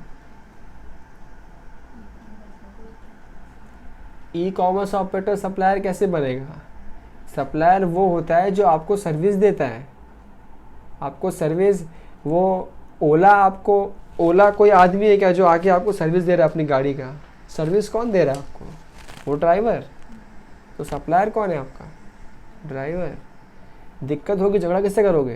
ड्राइवर से करोगे, सिंपल सी कहानी है। सप्लायर कौन है? ड्राइवर। रिसिपिएंट कौन है? आप, हम। तो ऐसे केस में नॉर्मली एक तो होता है फॉरवर्ड चार्ज, जहाँ पे ड्राइवर सप्लाई कर रहा है तो उसको टैक्स भरना चाहिए। एक होता है रिवर्स चार्ज, अगर हम पे आता है तो हम लोग टैक्स भरते हैं। लेकिन गवर्नमेंट को यहाँ पे फील हुआ कि इस स्टेज में ना तो वो ड्राइवर की टैक्स भरने की कैपेसिटी है और ना हमारी है, क्योंकि हम तो नॉर्मल है। अब मेरे को अगर यहाँ से बोरीवली जाना हो और समझो 200 रुपये का ओला का फेयर आता हो, अगर मुझे तो गवर्नमेंट ऐसा बोलता है ना, गवर्नमेंट कि अगर आप ओला से ट्रैवल करोगे तो RCM में आपको टैक्स भरना पड़ेगा, मैं ओला में जाऊँगा ही नहीं। मैं बोलूँगा एक बार ट्रैवल करने के लिए मैं रिटर्न भरूँगा, अगर रोज़ जाता हूँ तो भी कौन करेगा ये सब? मैं क्या करूँगा? मैं रिक्शा बुक कर लूँगा, मैं ओला में जाऊँगा ही नहीं। गवर्नमेंट को समझ गया कि एक आम इंसान भी टैक्स नहीं भर पाएगा और जो ओला का ड्राइवर है वो भी टैक्स नहीं भर पाएगा। गवर्नमेंट ने क्या बोला, ओए ओला देख, तू सप्लायर भी नहीं है, देख तू रिसिपिएंट भी नहीं है, लेकिन हमारे पास पावर है, हम तेरे को बोल रहे हैं तू टैक्स भरेगा। वो बोला साहब मैं तो नहीं, हम बोल रहे हैं तू टैक्स भरेगा और तू टैक्स भरेगा और तू ही टैक्स भरेगा, as if you are the supplier. यानी कि यहाँ पे Ola is deemed supplier, not supplier. ठीक है, ये ऐसे सब लिखा है यहाँ पे, मैं अपनी भाषा नहीं बोल रहा हूँ। ओके, तो एक तो इनको नोटिफाई किया, ठीक है। नेक्स्ट कौन है? Services by way of providing accommodation in hotels, in guest house, clubs. अब मैं होटल इन गेस्ट हाउस की बात नहीं कर रहा, मैं यहाँ पे बात कर रहा हूँ मेक माई ट्रिप की। हम लोग ECO में हैं, खो मत जाना, ठीक है। मैं ऊपर रेडियो टैक्सी की बात नहीं कर रहा था, ओला की बात कर रहा था। मैं बात कर रहा हूँ मेक माई ट्रिप की। मेक माई ट्रिप में हम लोग होटल्स बुक करते हैं, गेस्ट हाउसेस बुक करते हैं, क्लब, लॉजिंग, ये सब चीज़ें बुक करते हैं। तो यहाँ पे देखो ध्यान से। अच्छा, यहाँ पे एक चीज़ और इन्होंने कवर की, ये भी देख लो ध्यान से। नहीं, इसको बाद में बताता हूँ, पहले से इतना समझ लो। तो ये जो मेक माई ट्रिप है, अब ये मेक माई ट्रिप पे होता क्या है, हम लोग एज ए कंज्यूमर, सप्लायर कौन है यहाँ पे? होटल वाला जो हमको रूम दे रहा है, रिसिपेंट हमें जो रूम ले रहे हैं। अब गवर्नमेंट ने यहाँ पे भी क्या बोल दिया, यहाँ बहुत कॉम्प्लिकेशन है कि तुम आ रहे हो, पता नहीं देश के कौन से पार्ट से आ रहे हो, 2 दिन रह के जा रहे हो, GST रिटर्न तो दूसरे महीने में 20 तारीख को आता है, तब तक पता नहीं तुमको कहाँ ढूंढेंगे हम, है ना। और वो होटल वाले आज खुलते हैं कल बंद होते हैं, उनका हिसाब किताब कुछ नहीं है। जगह जगह रेड हो जाती है तो वैसे गायब हो जाते हैं। गवर्नमेंट ने क्या बोला, हमको मच नहीं चाहिए, मेक माई ट्रिप, तू बहुत बड़ा आदमी है, तू भरेगा, as if you are the supplier, तू ही टैक्स भरेगा, तू ही रिटर्न भरेगा, सब तू ही करेगा, ठीक है। अच्छा ये ध्यान देना, जब आप ओला में ट्रैवल करते हो ना तो आपके पूरे फेयर में जीएसटी चार्ज होता है, आपके ओला के फेयर में जीएसटी चार्ज होता है, बट ऑब्वियस ये तो इंडायरेक्ट टैक्स है, आपसे वसूल तो आप ही से करेंगे, कंज्यूमर से वसूल करके वो जाता है किसके पास है, ड्राइवर के पास ही जाता है, लेकिन ड्राइवर जीएसटी नहीं भरता, वो ड्राइवर का वो पैसा ओला खुद ही काट लेता है और वो खुद वो जीएसटी भरता है, ठीक है। तो सिर्फ जिम्मेदारी ओला की है, ओला जेब से नहीं भरता है, ठीक है। ये कुछ पब्लिक होती है जो गलत समझ लेती है सरकार को। अच्छा लेकिन देखो यहाँ पे एक बात और है, except where the person supplying such services through e commerce operator, electronic commerce operator is liable for registration under 22(1) of the CGST act. तो फिर तो भाई वो सप्लायर खुद भरेगा। फॉर एग्जाम्पल जैसे मान लो ताज होटल्स भी मेक माई ट्रिप पर लिस्टेड है, ठीक है। क्या ताज होटल छोटा होटल है, क्या वो रजिस्टर्ड नहीं होगा जीएसटी में? होगा, बट ऑफ कोर्स रजिस्टर्ड होगा जीएसटी में। तो ऐसे केस में जो मेक माई ट्रिप का भी बाप बना हुआ है ताज होटल्स, क्या हम लोग बोल सकते हैं मेक माई ट्रिप को कि नहीं ताज नहीं भरे तू भर? नहीं बोल सकते। तो एक्ट में क्या लिख दिया कि उस ई कॉमर्स ऑपरेटर पे यानी कि उस मेक माई ट्रिप पे जो होटल्स रजिस्टर्ड नहीं है या फिर रजिस्ट्रेशन के लिए लायबल ही नहीं है, ठीक है, लायबल नहीं है और रजिस्टर्ड भी नहीं है, तो उस केस में तो ईसीओ भरेगा, उसकी जिम्मेदारी है भरने की। लेकिन अगर वो होटल्स इस लेवल का है कि वो लायबल है रजिस्ट्रेशन के लिए, रजिस्ट्रेशन किया हो या नहीं किया हो, बट लायबल तो था, टर्नओवर क्रॉस कर गया 20 लाख रुपया, लायबल तो था, तो वो खुद भरेगा, तो ईसीओ को फ्री कर दिया, तू टेंशन मत ले। लेकिन ये किसके लिए किया? होटल्स वाले केस के लिए। ओला में ऐसा नहीं है, वो ड्राइवर रजिस्टर्ड नहीं हो, तेल लेने गया, ओला तू ही भरेगा, ठीक है। अच्छा नेक्स्ट क्या है, service by way of housekeeping such as plumbing, carpentering etcetera, except where the person supplying such service to electronic commerce operator is liable for registration। ये सेम कहानी यहाँ पे भी है, बट ये सर्विस कौन सी है? ये सर्विस है हाउस कीपिंग या प्लम्बिंग वगैरह सब चीज़ों की। ये इसका सिंपल एग्जांपल क्या मालूम है? क्या है बताओ जरा, कभी तो कोशिश करो, क्या है एग्जांपल? तुम तो नहीं बोलोगे ना। ये नाम सुना है कभी, अर्बन क्लैप? हाँ वेबसाइट है, ये भी एक एप्लीकेशन है जहाँ पे हम लोग को एसी रिपेयर करने वाला, प्लम्बर, कारपेंटर सारे के सारे लोग मिलते हैं यहाँ पे, ठीक है। तो ये भी कॉमर्स ऑपरेटर है जहाँ पे 10, 50, 100, 500 लोग को जोड़ रहा है, आपको सर्विस मिल रही है। अगेन यहाँ पे भी क्या बोल दिया, अगर वो कारपेंटर छोटा आदमी है, रजिस्टर्ड नहीं है, तो ईसीओ टैक्स भर, लेकिन अगर वो रजिस्टर्ड है, लायबिलिटी रजिस्टर्ड है, तो वो खुद भर लेगा। एनी केस में यहाँ पे रिवर्स चार्ज नहीं है, रिसिपेंट को भरने को नहीं आ रहा किधर भी किसी भी केस में, क्योंकि रिसिपेंट यहाँ पे बहुत एक रिटेल नॉर्मल कंज्यूमर है, ठीक है। अच्छा अभी आपका मन हो तो पढ़ लेना, रेडियो टैक्सी बोले तो क्या, मैक्सी कैब म्हणजे काय, ठीक है, ये पढ़ लेना आराम से। अच्छा ये ध्यान दो यहाँ, all the provisions of CGST IGST act shall apply to such ECO as if he is the supplier liable for paying the tax. मैंने पहले ही बता दिया। It is important to note here that the above provision shall apply only in case of supply of services पे ही applicable है। ये सारे points supply of goods पे applicable नहीं है। इसीलिए मैंने अभी तक आपके एग्जाम्पल पे अमेज़ॉन और फ्लिपकार्ट का नाम नहीं लिया। ये दोनों ईसीओ है, फ्लिपकार्ट और अमेज़ॉन भी ईसीओ है, लेकिन अभी तक हम सिर्फ सर्विसेज की बात कर रहे थे। ऊपर 3 सर्विस नोटिफाई किए, हम सिर्फ उसी की बात कर रहे हैं जहाँ पे ईसीओ टैक्स भरेगा। फ्लिपकार्ट वाले केस में तो फंडा बहुत सिंपल होता है। यहाँ पे क्या होता है, गुड्स दे रहे हैं, तो आज की डेट में हालत ये हो गई है कि फ्लिपकार्ट हो या पेटीएम हो, पेटीएम मॉल हो चाहे अमेज़ॉन हो, ये आपको लिस्ट ही नहीं होने देते वहाँ पे जब तक आपका जीएसटी नंबर ना हो, क्योंकि उनको टेंशन या सरदर्द नहीं चाहिए, इसलिए वो लोग लिस्ट ही नहीं होने देते, ठीक है।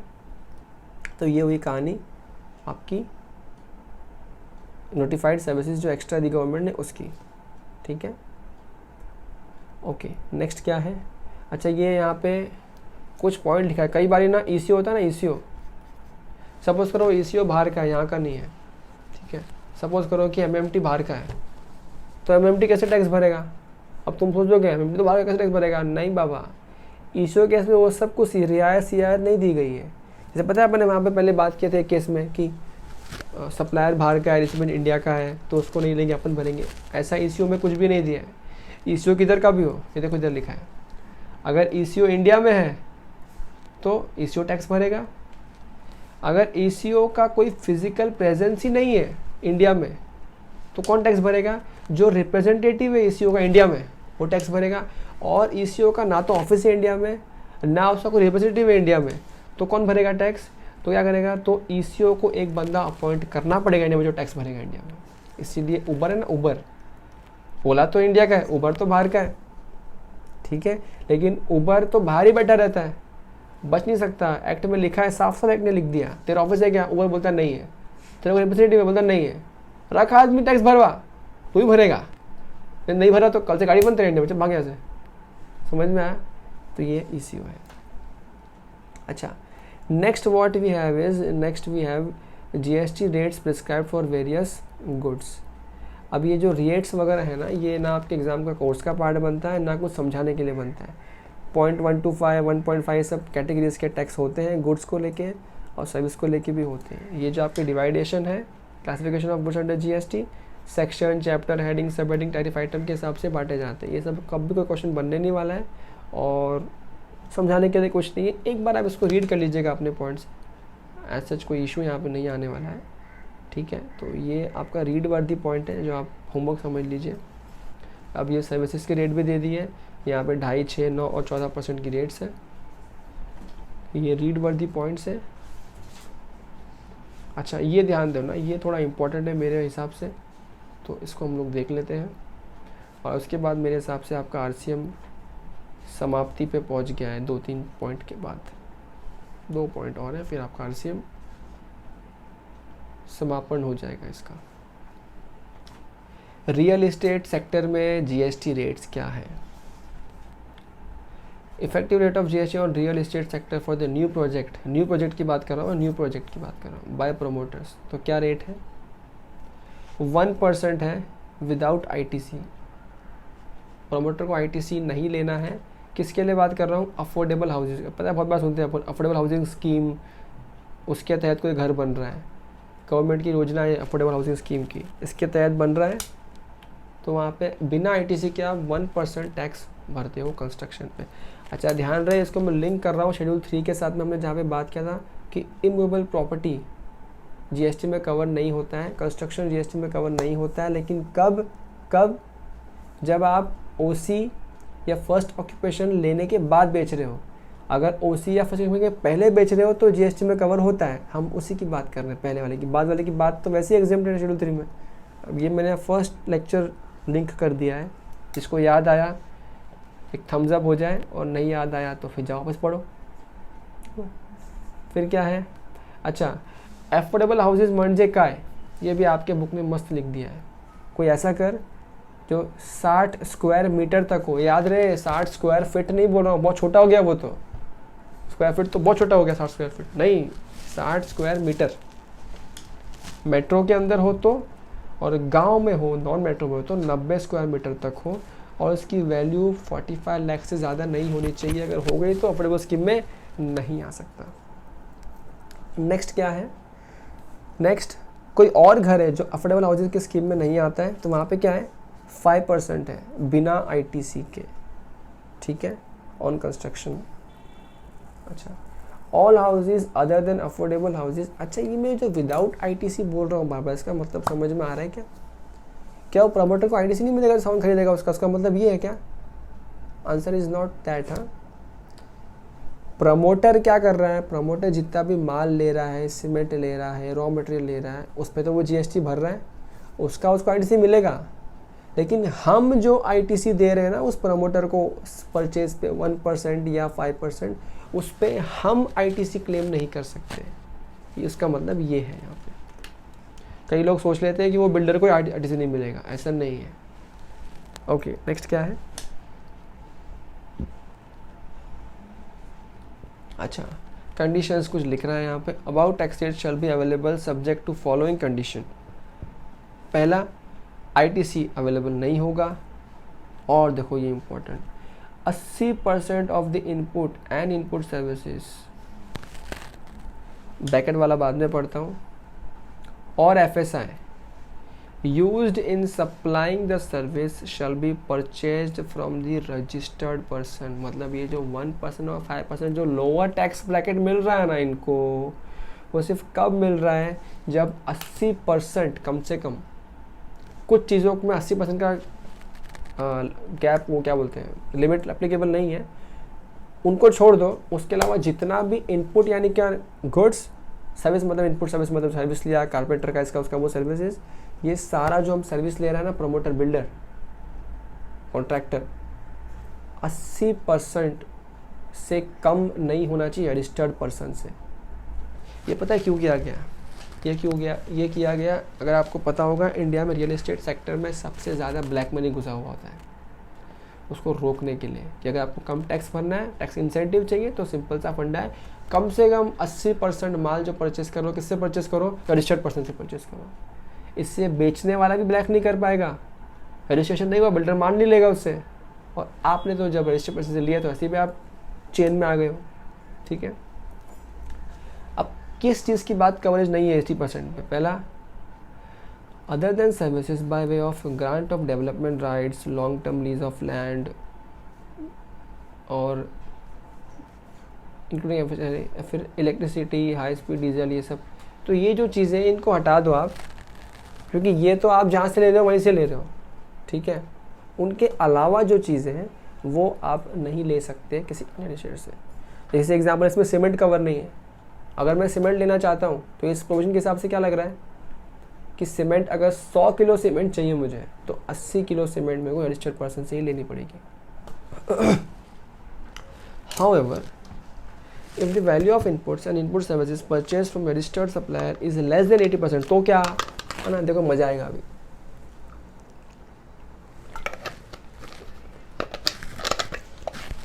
प्रमोटर नहीं माना बात, 100 किलो सीमेंट में से 80% लेना था रजिस्टर्ड से, वो नहीं लिया, 1% भी कम कर दिया ना, देखो यहाँ पे क्या बोल दिया, 18%। देखो यहाँ पे, promoter has to pay GST on the reverse charge basis under Section 9(4) of the CGST Act at the rate of 18%। ठीक, किस पे? पूरे पे नहीं है। देखो ये क्या लिखा है, to the extent short of 80% of the inverse supplies. For example देखो यहाँ पे, समझो 100 रुपये का सीमेंट खरीदना था, कितना चाहिए था, 80 लेना चाहिए था, 80 लेने के मैं सिर्फ 60 लिया, तो 60 लिया ना, तो वो जो 60 का प्रोपोर्शनेट सेल वैल्यू है उस पर तो आप 5% या 1% लगा सकते हो। लेकिन जो ये 20 रुपये शॉर्टफॉल हो गया ना, ये शॉर्टफॉल पे क्या करोगे, 18% से टैक्स रिवर्स चार्ज में भरना पड़ेगा। ठीक है, तो ये थोड़ा इम्पोर्टेंट था, तो हमने कवरेज कर लिया इसको। अच्छा, अब यहाँ पे इन्होंने स्पेशल पॉइंट सीमेंट के लिए दे दिया, तो अदर देन सीमेंट के लिए ऊपर वाला पॉइंट आ गया, और सीमेंट के लिए क्या बोल दिया, where cement is received from unregistered person, the promoter shall pay tax on supply of such cement on reverse charge basis under section 9(4) at the rate applicable which is 28%। तो अगर वो मामला सीमेंट का है तो बाबा 28% की सीमेंट सबसे ज़्यादा यूज़ होती है और बहुत कफला सीमेंट होता है। ठीक है, तो ये एक बार रीड भी कर लेना, थोड़ा और क्लैरिटी मिल जाएगी, मोटा मोटी जो मैंने बताया वही मिलेगा। अच्छा, नेक्स्ट एक लास्ट पॉइंट बच रहा है हमारे पास, यस, एंड इसके बाद we are good to go with the wonderful chapter of reverse charge mechanism. Levy of GST on airport dues. अब देखो, उसको ध्यान से समझने का ट्राई करना। एक अथॉरिटी होती है जो मैनेज करता है, the authority managing the airport, यानी कि एयरपोर्ट ऑपरेटर जो क्या करता है, एयरपोर्ट को मैनेज करता है। Charges the airport levies, namely 2 levies होते हैं, एक पीएसएफ और एक यूडीएफ। ये क्या होते हैं अपने को मतलब नहीं है, कुछ चार्ज लेते हैं। कौन लेते हैं चार्ज? जो अथॉरिटी एयरपोर्ट को मैनेज कर रही है, यानी कि जो अथॉरिटी एयरपोर्ट का मेंटेनेंस कर रही है, इन शॉर्ट, वो लेती है चार्ज, पीएसएफ और यूडीएफ नाम से। अच्छा, ये जो चार्ज लेती है, आप कभी एयरपोर्ट पे गए हो, कभी आपसे गेट में मांगा है क्या, लाओ पीएसएफ दे, यूडीएफ दे? नहीं मांगते। तो आपसे कौन मांगता है? आप जब टिकट बुक करते हो किसी भी एयरलाइन से, तो वो एयरलाइन वाले क्या करते हैं, एयरलाइन वाले के पता है आपको भी ध्यान देना, बेसिक फेयर बहुत कम होता है, उसके ऊपर टैक्सेस और चार्जेस, उस चार्जेस में ये PSF और UDF भी होता है। क्योंकि एयरपोर्ट पे सबसे मांगने लगे ना तो बहुत ज़िंदगी हो जाएगा। आप सर आपका 10 रुपये दो, सर आपका 20 रुपये दो। अच्छा ये सब चार्जेस है कौन से? पता है हम जो एयरपोर्ट की सर्विसेज यूज़ करते हैं, हम लोग एयरपोर्ट की सरजमीन पे चलते हैं, एयरपोर्ट पे झाड़ू पोछा भी होता है, बहुत सारी चीज़ें होती हैं, या वेरिएंट एयर भी होता है, तो उसका एक वैल्यू निकाला जाता है जो सारे जो ट्रैवलिंग होती है उसके हिसाब से बांट दिया जाता है। अब ये सारा काम अपना नहीं है, सारा काम वो लोग करते हैं, अपने को मतलब नहीं है इस चीज़ से। बट ये चार्ज होता है जो कौन लेता है? एयरलाइन लेता है। बट ये एयरलाइन की खुद की इनकम है क्या? नहीं, ये चार्ज कौन ले रहा है? एयरलाइन सिर्फ कलेक्ट कर रहा है, किसके बिहाफ पे? एयरपोर्ट अथॉरिटी के बिहाफ पे कलेक्ट कर रहा है। तो यहाँ पे ध्यान से देखो, अब आपको देखना है कि यहाँ पे GST का भरने का लायबिलिटी किसका आना चाहिए। तो फंडा बहुत सिंपल है, अगर मैं एक प्योर एजेंट हूँ, एयरलाइंस तो प्योर एजेंट की तरह काम कर रहा है, जब आई एम प्योर एजेंट और मेरा सप्लाई नहीं है तो मैं क्यों GST भरूँगा? तो कौन भरेगा उस पर GST? Airport authority. ठीक है, ये देखो यहाँ पे एक बार हल्का सा देख लो, ये देखो यहाँ पे PSNF UDF charge by the airport operators are consideration for providing services to passengers. Thus, services provided by an airport operator to passenger against consideration in the form of UDF and SDF are liable to GST. सीधी सी बात, liable to GST तो है ही। PSF and UDF are levied by airport authorities that are collected by the airlines, और कैसे collect हुए? As an agent of airport operators and is not consideration for any services provided by the airlines. कोई connection नहीं है तो pure agent की तरह काम कर रहे हैं। Thus, airline is not responsible for payment of GST. ठीक है, it is the airport operator which is liable to pay GST. The airline acting as a pure agent of the passenger should separately indicate actual amount of PSF and UDF and GST payable on such PSF and UDF by the airport licensee in the invoice issued by airlines to its passengers. Simple सी, अगर मैं अलग से नहीं issue कर रहा हूँ, अगर मैं अलग से ब्रेकअप नहीं, जैसे it is as good as reimbursement of expenses. ठीक है, अगर मैं रीइंबर्समेंट सेपरेटली इनवॉइस में नहीं दिखा रहा हूँ तो फिर तो सप्लाई पूरा सप्लाई का पार्ट बन गया, मेरा पार्ट बन गया, तो मैं GST भरूंगा। लेकिन अगर मैं प्योर एजेंट की तरह काम कर रहा हूँ, if I am a pure agent, तो उस केस में क्या होगा? आई विल राइट देयर, ये चार्ज है, उसका है, उसको देना है, तब मेरे पर लायबिलिटी नहीं आएगा। तो एग्ज़ाम में तुमको घुमा सकते हैं, बोल देगा कि PGF CDF का सेपरेट चार्ज था, बट ये चार्ज इनवॉइस में अलग से मेंशन ही नहीं किया गया। अरे नहीं मेंशन किया मतलब तू खुद सर्विस दे रहा है, और शायद फिर तू अपने जेब से बाद में दे रहा होगा अथॉरिटीज़ को, तो in that case authority is not liable, you are liable to pay GST। ठीक है, बिकॉज फिर वो बन जाएगा पार्ट कॉम्पोजिट सप्लाई का, है ना।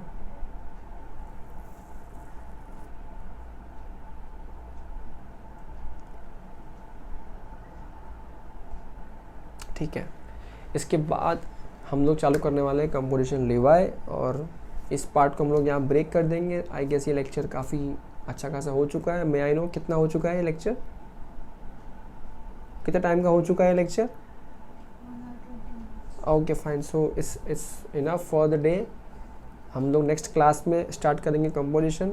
तब तक के लिए शुभ रात्रि, शब्बा खैर, अलविदा। मिलते हैं अगले क्लास में, तब तक के लिए ध्यान रखिए, सेफ रहिए, ऐश कीजिए, बाय बाय।